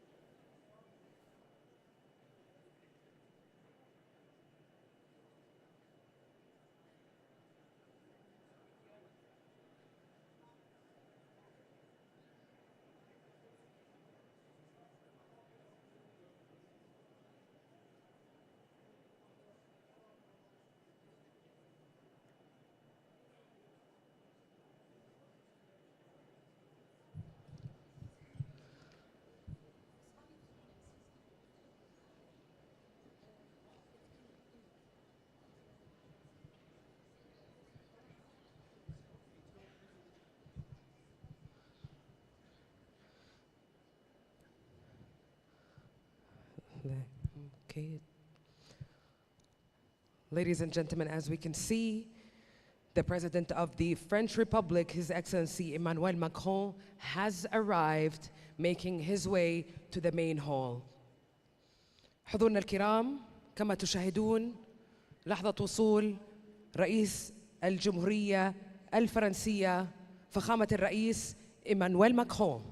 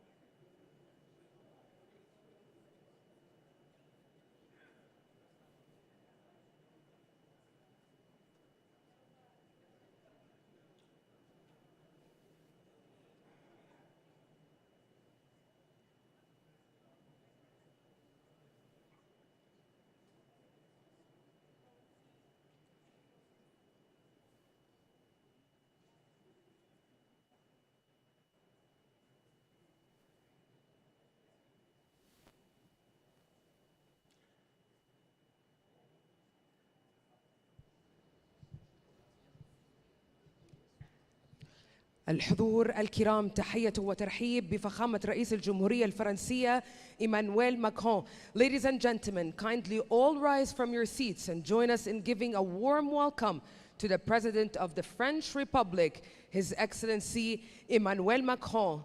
Mesdames et Messieurs, merci de bien vouloir vous lever pour l'arrivée de Son Excellence, le Président de la République française, Emmanuel Macron.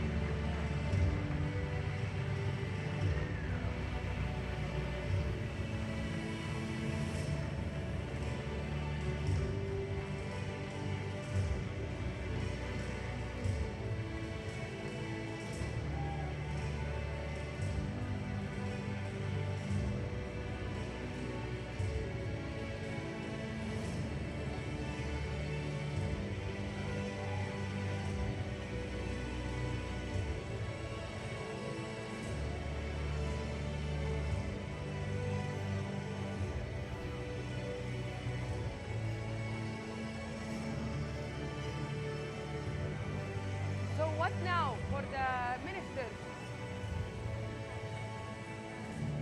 Tell me. Yeah. We ask Mark the rest. D'accord.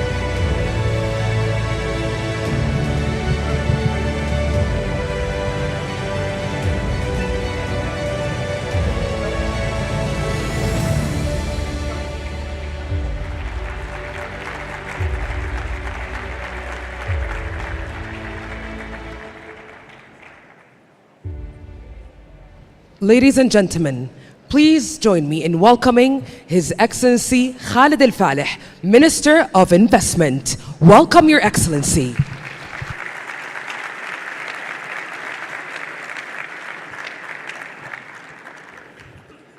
Bismillah ar-Rahman ar-Rahim. Honorable President Emmanuel Macron, President of the French Republic, Excellencies, Highnesses, ladies and gentlemen, Assalamu alaikum wa rahmatullahi wa barakatuh, bonjour, and a good afternoon to all of you. Mr. President, I think rock stars would have been very jealous seeing the kind of reception you received as you entered this room full of energetic business leaders who are inspired by you, by what you do, by your energy, by your vision, by your clarity of communication. of what nations need, what societies need, what the global community needs, and the role of the business community to achieve all of the above in a way that is both profitable and sustainable for the business community. I want to welcome His Royal Highness Prince Abdulaziz bin Salman, who just entered the room, Minister of Energy.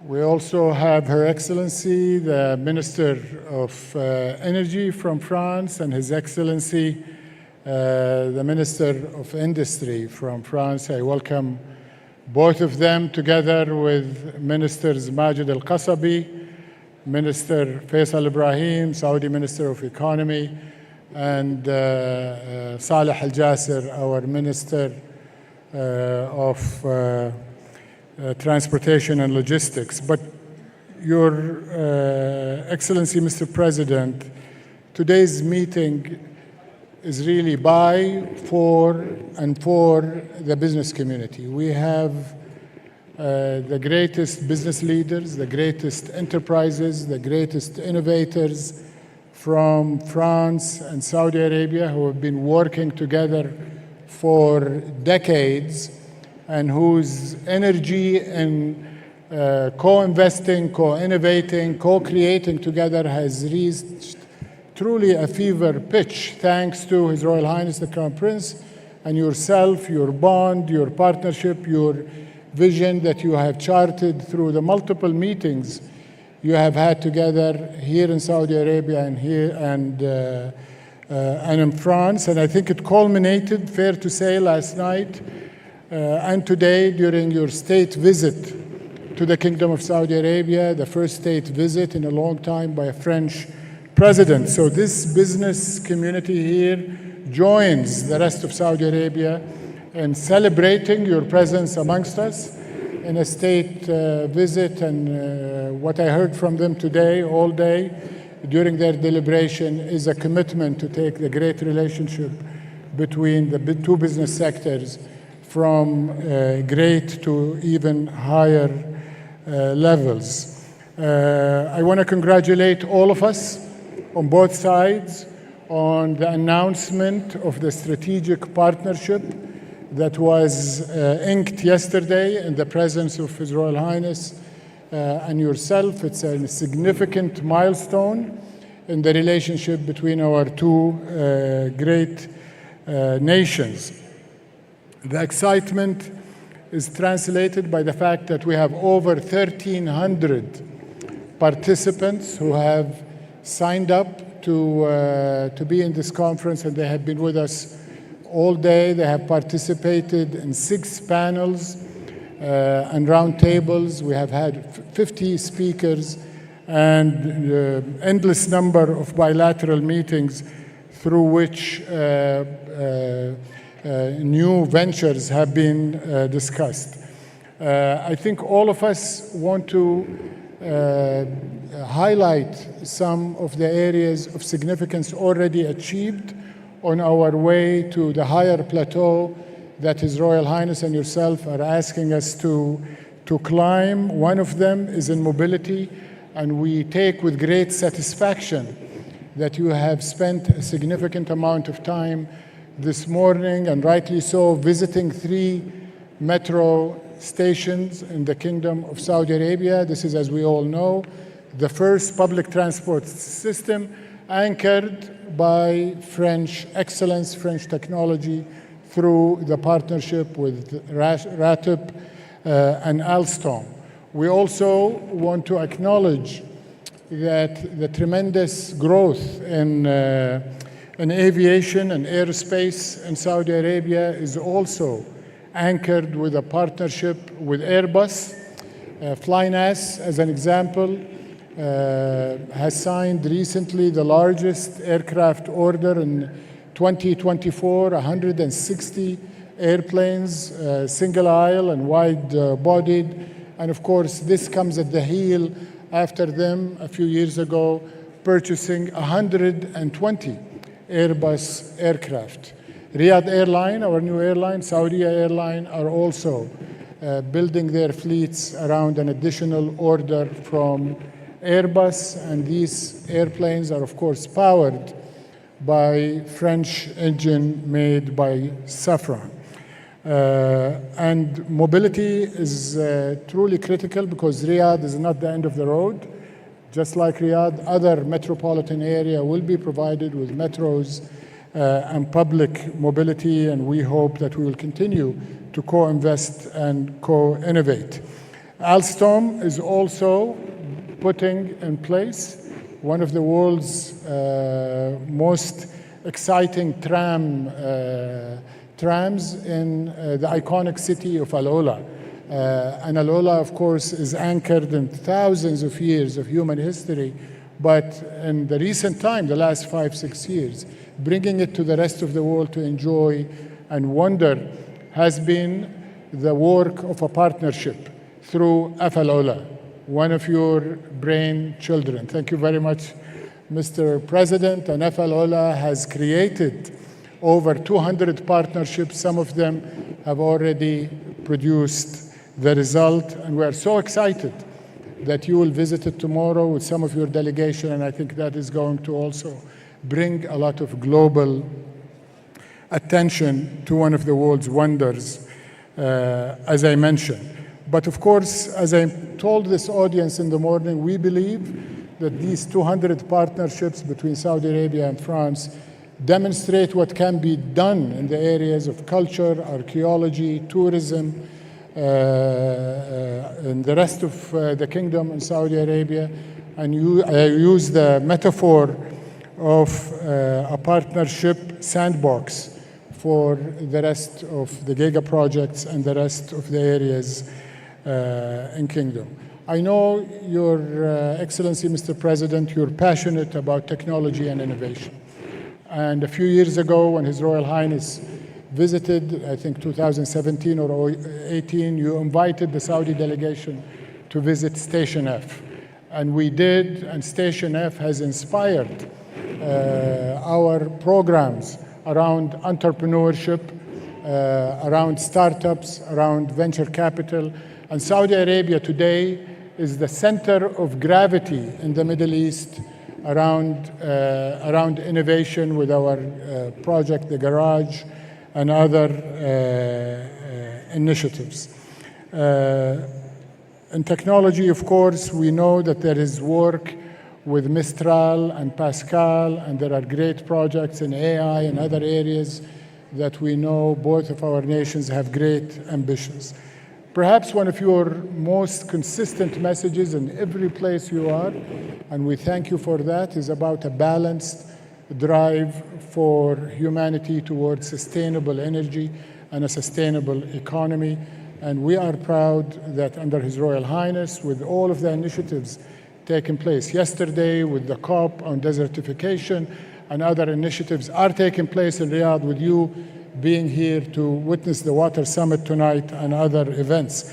But perhaps the highlight is what Prince Abdulaziz bin Salman is doing in the area of renewables, green hydrogen, and we're all honored that you will be witnessing a few MOUs that will be signed in this area in a few minutes. Much else to be said, but I'm going to leave it to you because you have a lot to share with the audience, and the audience is here to listen to you, Mr. President.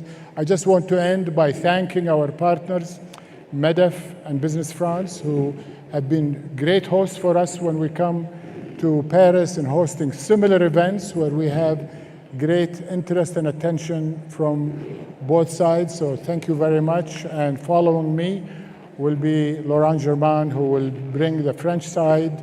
And then, of course, we all look forward to receiving your advice, your guidance, and listening to your comments.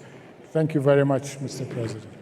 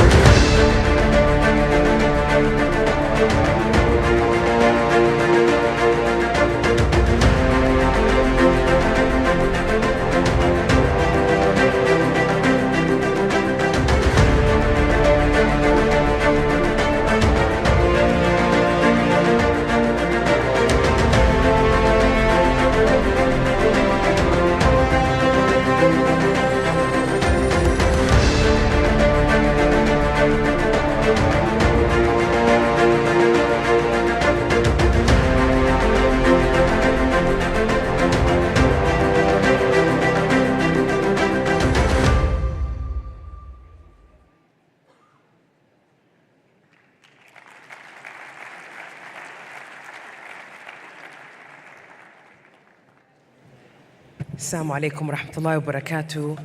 Bienvenue, Monsieur Président Emmanuel Macron.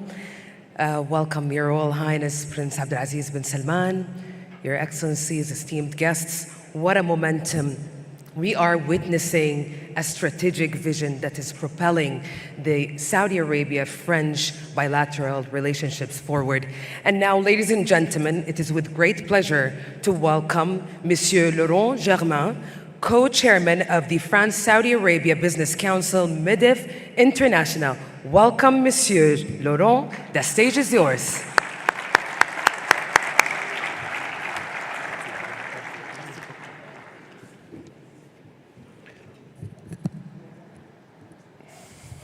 Your Excellencies, well, I'm very happy to see so many Excellencies in the room this afternoon. I think it's a very good signal for the future of the French-Saudi Arabia partnership that has been signed last night by French President Emmanuel Macron and His Royal Highness. As we come to the conclusion of this exceptional gathering, I would like first of all to extend my heartfelt gratitude to His Excellency Minister Khaled Al-Faleh for hosting this extraordinary event. Your Excellency, you are truly inspirational to me personally as a CEO. It is clear that French companies view Saudi Arabia not only as a strategic market, but as a true partner. And I think during this forum, partnership was the word which was the most heard and used. And I think that sets the tone for the future relationships between France and Saudi Arabia. This forum has reaffirmed the enthusiasm and unwavering determination of the French business community to actively invest in the kingdom and contribute their expertise towards the realization of Vision 2030. In fact, Saudi Arabia has the three key elements to attract investment. First, a powerful political vision. Second, a strong pipeline of projects. And third, a secured financing. Vision 2030 resonates deeply with French companies' core values: sustainability, innovation, and a commitment to creating enduring legacies. By the way, French expertise is already at work, as demonstrated last week when transport leaders celebrated the inauguration of the Riyadh Metro. This milestone exemplifies the spirit of a collaboration. Many companies, including mine, have worked on the Riyadh Metro project, which is today a landmark, I would say, in the transportation systems in the world. But as Saudi Arabia prepares to host upcoming major global events, and congratulations to have won the Asian Winter Games in 2029, the Expo in 2030, the Soccer World Cup in 2034. I mean, France, alongside its private sector champions, is eager to share its knowledge and expertise. In this spirit, I propose the creation of a French-Saudi task force, a dedicated initiative to transfer expertise, ensuring the kingdom's events are both sustainable and impactful. Equally important is our shared commitment to people, and talent development. French companies take pride in supporting Saudization. We know how much Saudization is a priority for the kingdom, and we contribute to that goal. By empowering Saudi youth and professionals, we aim to foster a workforce capable of driving the kingdom's future success. This partnership is not just about business, it's about building bridges and trust, capacity and shared prosperity. As the leading representative of the French public sector, MEDEF International, alongside Business France, and also with the Team France Export, is at your service. We will continue to facilitate collaboration, unlock opportunities, and turn visionary ideas into reality. It is the 8th delegation that I'm honored to lead in the kingdom in the last 4 years. Saudi Arabia is the country which has welcomed the most MEDEF delegations in the last 4 years, and we understand why, because it's probably the most attractive place on earth, considering the pipelines of projects that the kingdom is doing.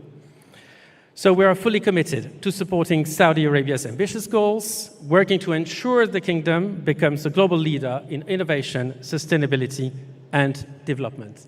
Ladies and gentlemen, today's discussions have underscored the immense potential of what can be achieved together. A partnership is not just about economic growth, it's about forging a shared vision of the future that is both sustainable and inclusive. It's about forging a strong, balanced partnership. The French private sector can and will do more. We are ready to walk this path with Saudi Arabia, combining our strengths to leave a lasting legacy for generations to come. Let us continue this journey with passion, determination, and unity that has brought us here today. Thank you very much.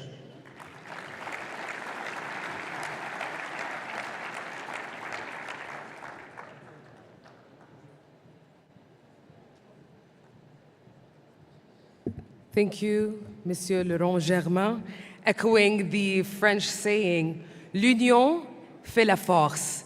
Unity is strength."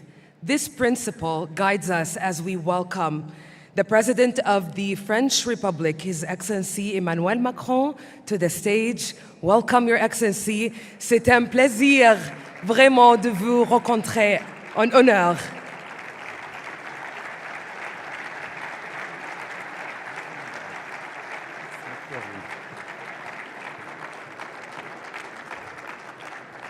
Thank you so much.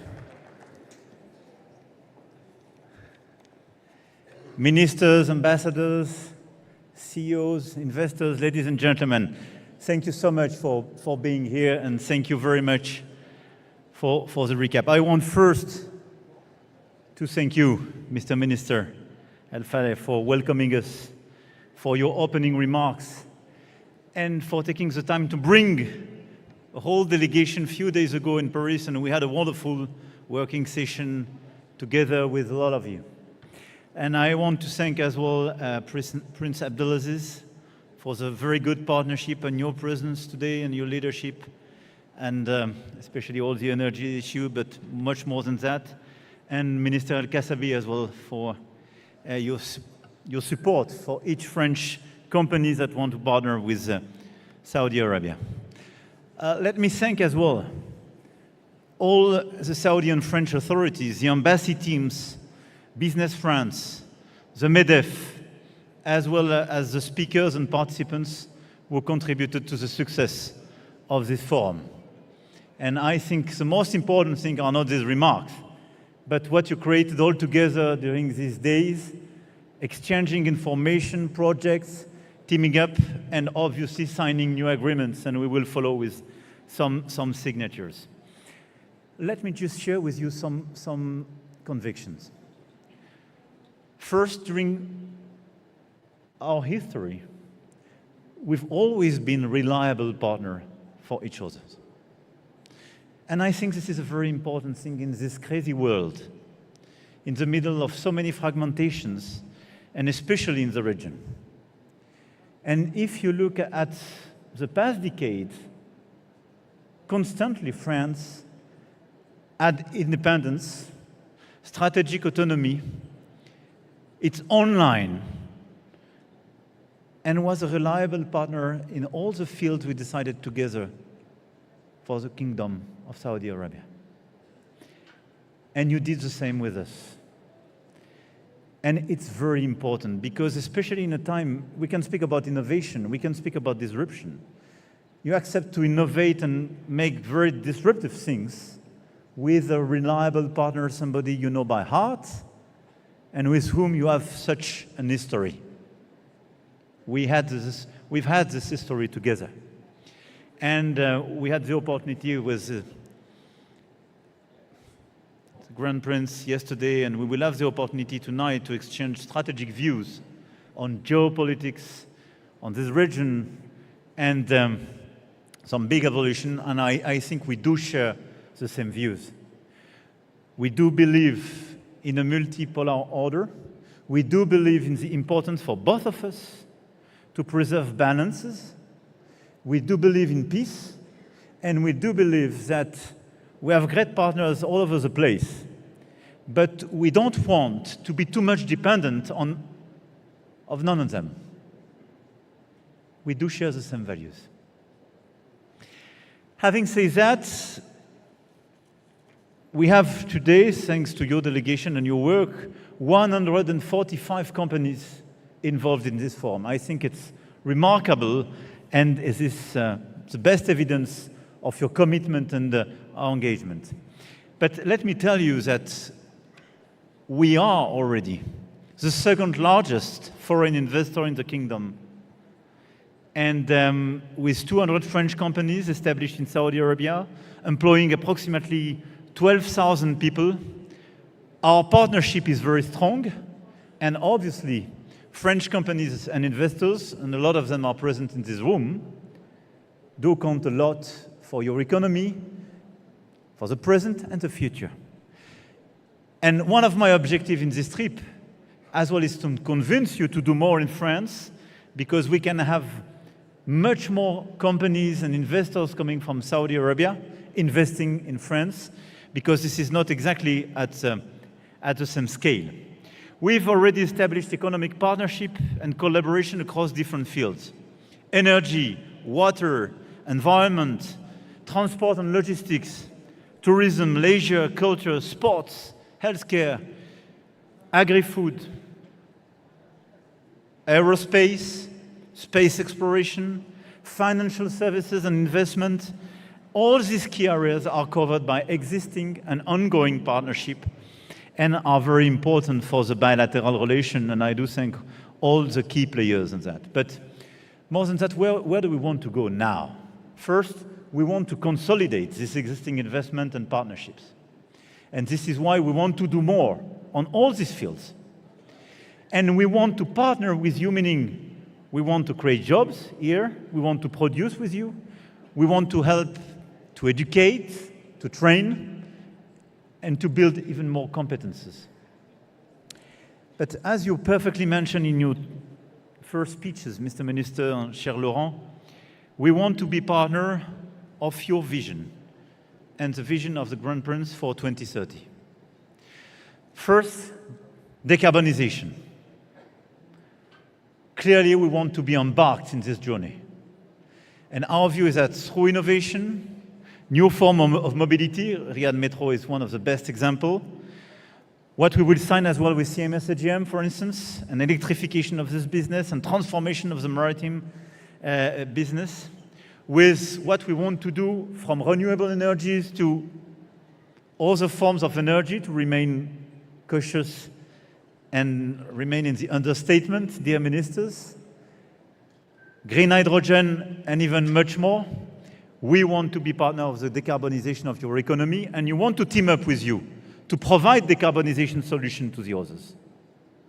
And very clearly, what we signed together with a lot of partners with the IMEC project, this new corridor from India to Europe, we are cornerstone players.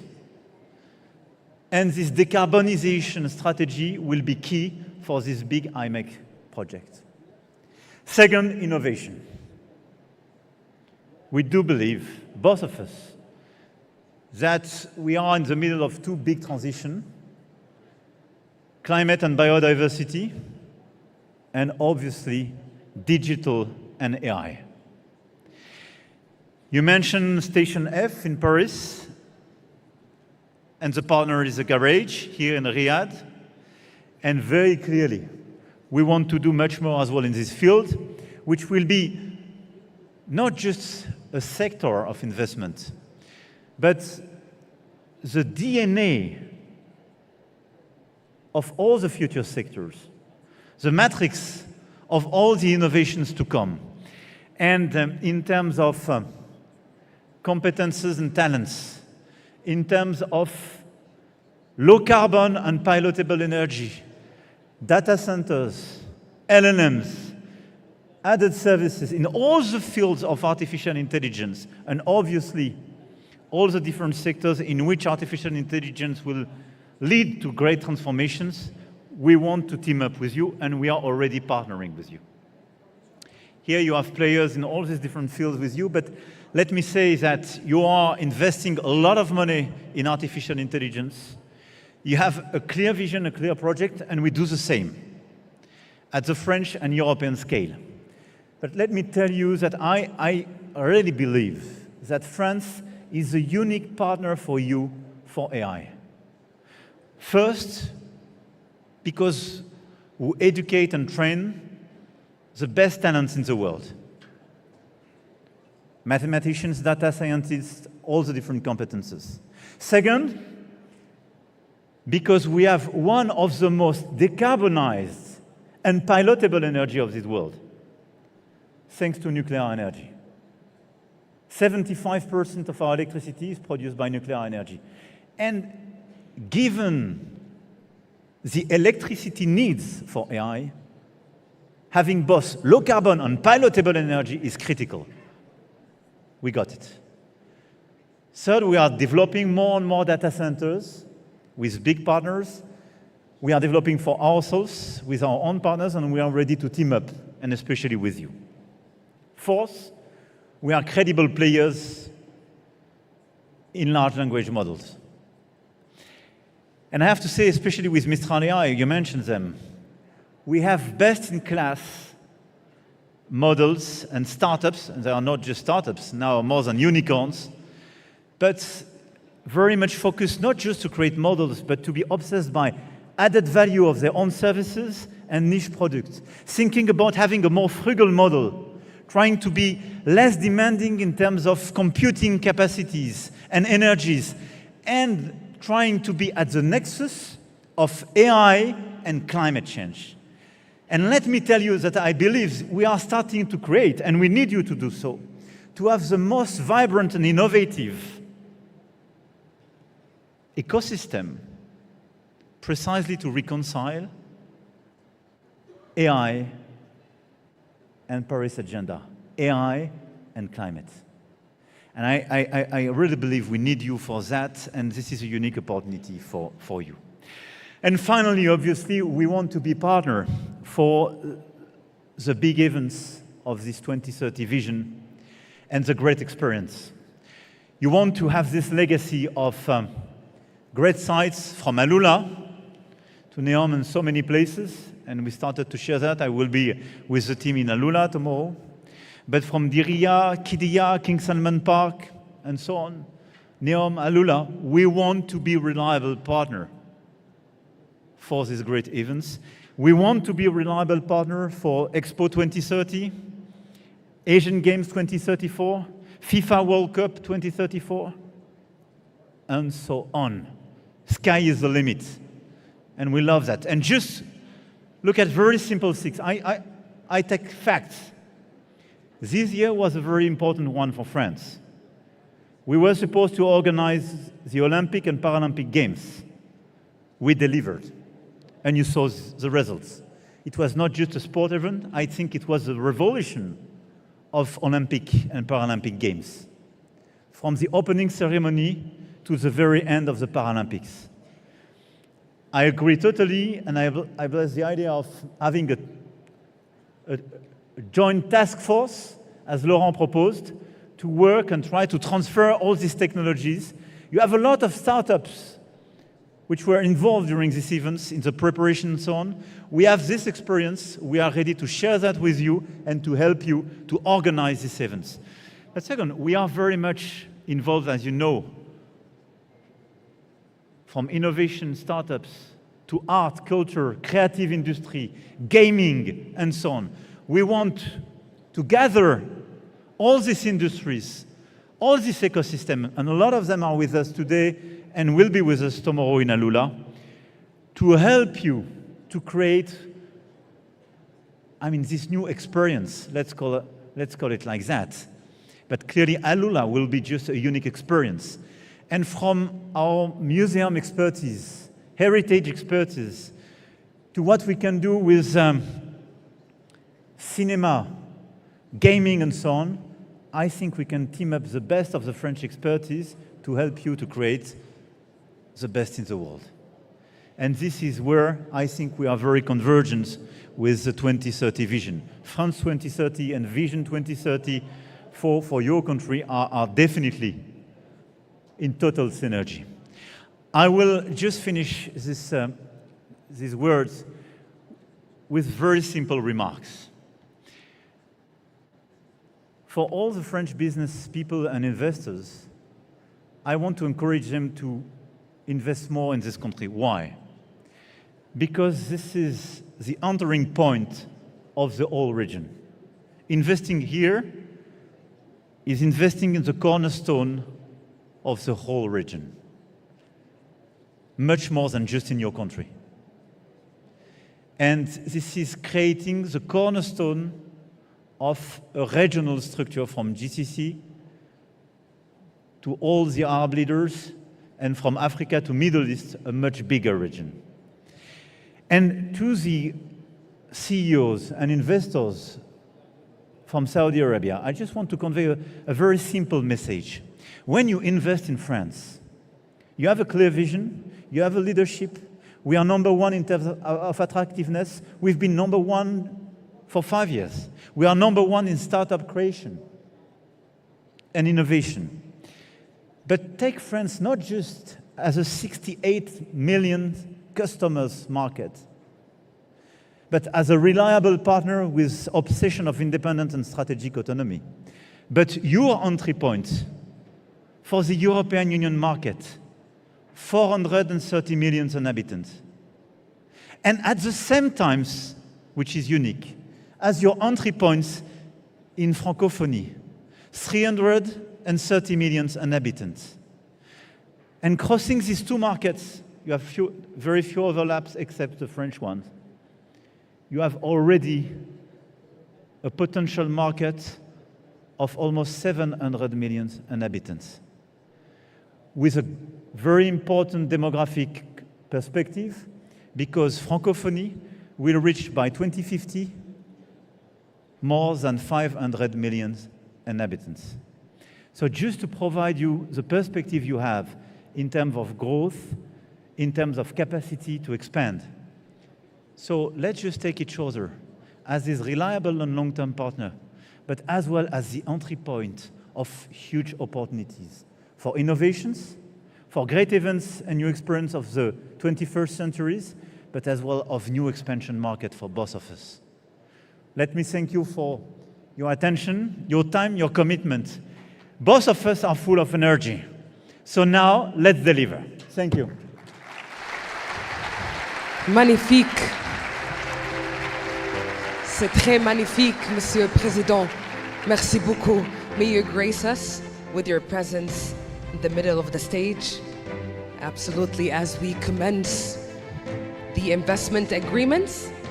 And it's my pleasure to welcome His Royal Highness, Prince Abdulaziz bin Salman bin Abdulaziz Al Saud, Saudi Minister of Energy. Welcome, Your Royal Highness.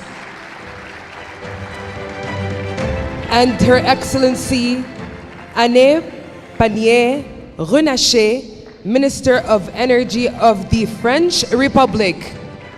And also we have from the Saudi side, His Excellency Dr. Majid Al-Qasabi, Minister of Commerce. Welcome, Your Excellency. You would definitely grace our stage. It's a pleasure having you with us. With the first agreement in the energy sector, we have power purchase agreements between Saudi Power Procurement Company and EDF and SPIC, the Chinese company, for Al Masa solar power plant.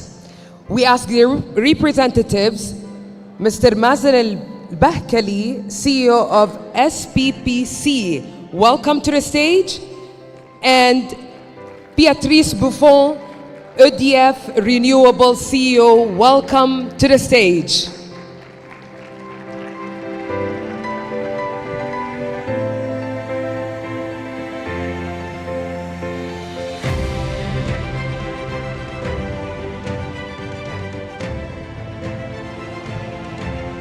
We're now witnessing the exchange of the first power purchase agreement, and next we have between the Saudi Power Procurement Company, CPPC, and EDF Renewables and SPIC for Al Hnakiya 2 solar power plant. We still have with us their excellencies and Mr. Mazen Al-Bahkali, Beatrice Buffon. Congratulations, this is the second agreement, and we are joined by His Excellency Khalid Al-Faleh, Minister of Investment. Welcome, Your Excellency.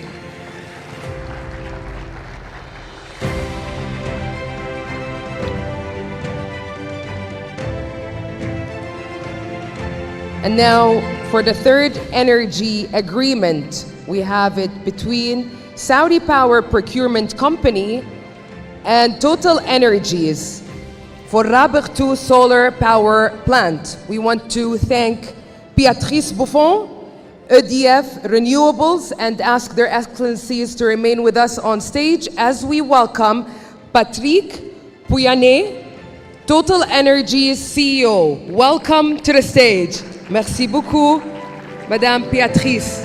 Thank you. So this agreement for Rabigh 2 solar power plant between Saudi Power Procurement Company, Total Energy, and Al Jumeih Energy and Water. Still have with us their excellencies, joined by Patrick Pouyanné, Total Energy CEO. And next we're gonna commence with the agreement. It's a joint development and cost-sharing agreement to develop sustainable aviation fuel in the kingdom between Saudi Aramco and Saudi Investment Recycling Company, CIRC. We would like to ask Engineer Amin Al-Nasser, CEO of Aramco, to join us on stage. Welcome, Engineer Amin Al-Nasser. And we still have with us Patrick Pouyanné, Total Energies CEO, joined by their excellencies and His Royal Highness Prince Abdulaziz bin Salman bin Abdulaziz Al Saud, Minister of Energy of the Kingdom of Saudi Arabia. This is the total 4 agreements in the energy sector. I would like to thank His Royal Highness Prince Abdulaziz bin Salman bin Abdulaziz Al Saud, Minister of Energy of the Kingdom of Saudi Arabia. Absolutely. He owns the stage always. Your Royal Highness. Yes.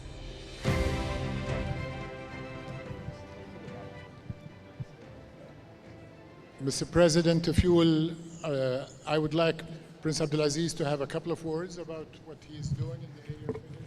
He's always putting me in the spot there.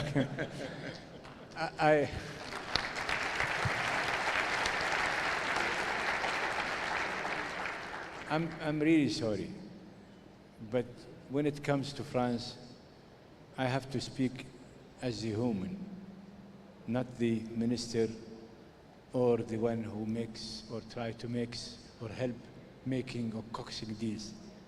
France to me as a person, and I will have to say France to me as a family, my wife, my children. And I really think I could talk on behalf of every Saudi that I know, on behalf of every family, Saudi family that I know. We really feel France is home for all of us.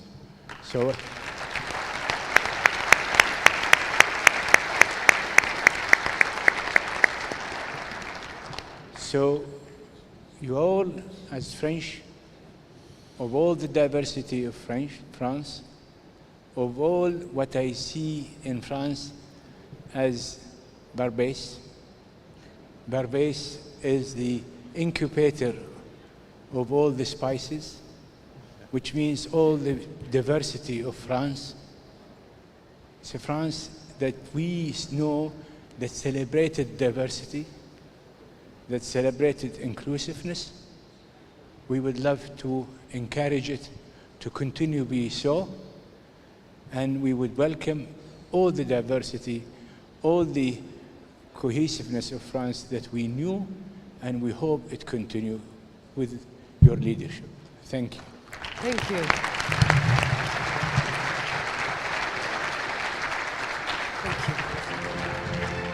Thank you, Your Highness. You always own the stage.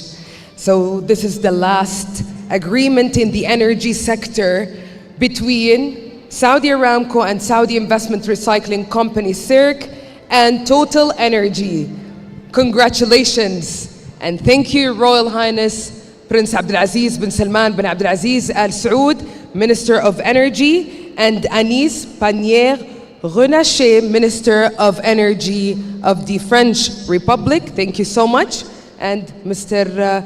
Amin Al-Nasser, Patrick Pouyanné, thank you so much. May you remain with us on stage, Your Excellency Khalid Al-Faleh and Your Excellency Dr. Majid Al-Qasabi, as we're gonna commence now with the next agreement. We have CIRC and Veolia. This agreement on the incorporation of waste management and recycling. Would like to invite His Excellency Marc Firachi to join us on stage, Minister of Industry of the French Republic. He's joining us now on stage. And we still have with us CIRC CEO Engineer Ziad Ashiha, and would like to welcome Veolia CEO Estelle Branklianoff. Welcome to the stage.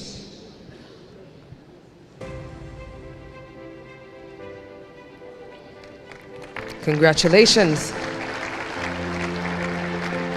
Please, Your Excellencies, remain with us on stage as we commence the second agreement for the development of circular waste economy in the Kingdom of Saudi Arabia. It's between the Saudi Investment Recycling Company, CIRC, and Suez. We have with us His Excellency Marc Firachi, Minister of Industry, and His Excellency Khalid Al-Faleh, Minister of Investment, and His Excellency Dr. Majid Al-Qasabi, Minister of Commerce, joined by CEO of Suez Group, Sabrina Sousson. Welcome to the stage.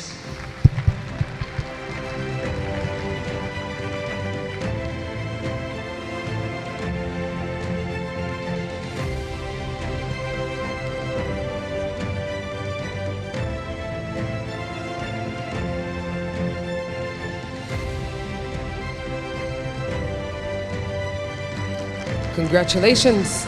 Next, in the transport and logistics, the agreement between the Ministry of Investment and the Ministry of Transport and Logistics Services from the Saudi side, and we have from the French side, CMA CGM. Please join me in welcoming, as we are joined by His Excellency Sarah Al Jasser, Minister of Transport and Logistics Services, and would like to also to welcome His Excellency Faisal Ibrahim, Minister of Economy and Planning, to join us on stage. Welcome, Your Excellencies. We still have with us His Excellency Marc Firachi, Minister of Industry, and would like also to welcome His Excellency Rameh Rameh and Mr. Ali Dbehi, Assistant Minister from MISA. Please join us on stage along with Rodolphe Saadi, CMA, CGM, CEO. Welcome all to the stage.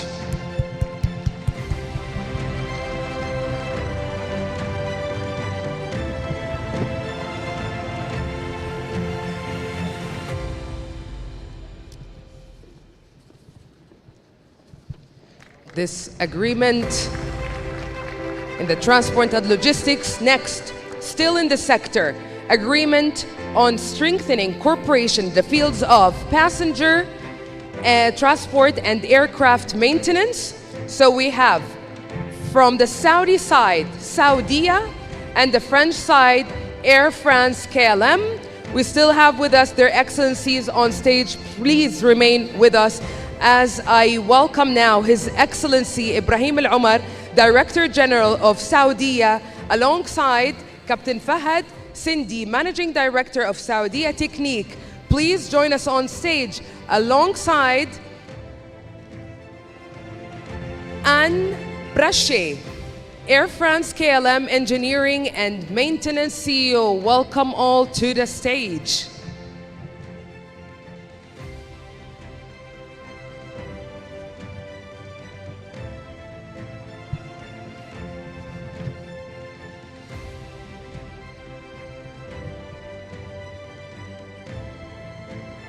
So this is our last agreement in the presence of the French President, His Excellency Emmanuel Macron. Just to remind all our attendees, this is the last agreement between Saudia and Air France KLM. We have their excellencies witnessing this momentum. Thank you all, your excellencies.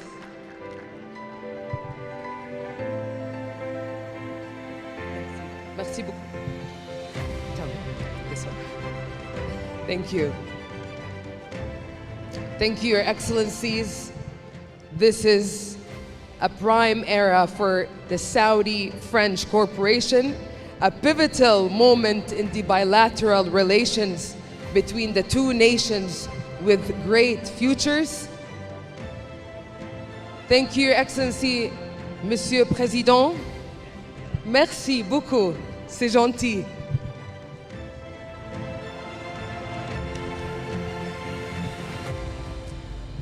We are honored and delighted to have your esteemed presence at the Saudi-French Investment Forum 2024. شكرا لكم فخامة الرئيس لحضوركم وتشريفكم منتدى الاستثمار السعودي الفرنسي 2024.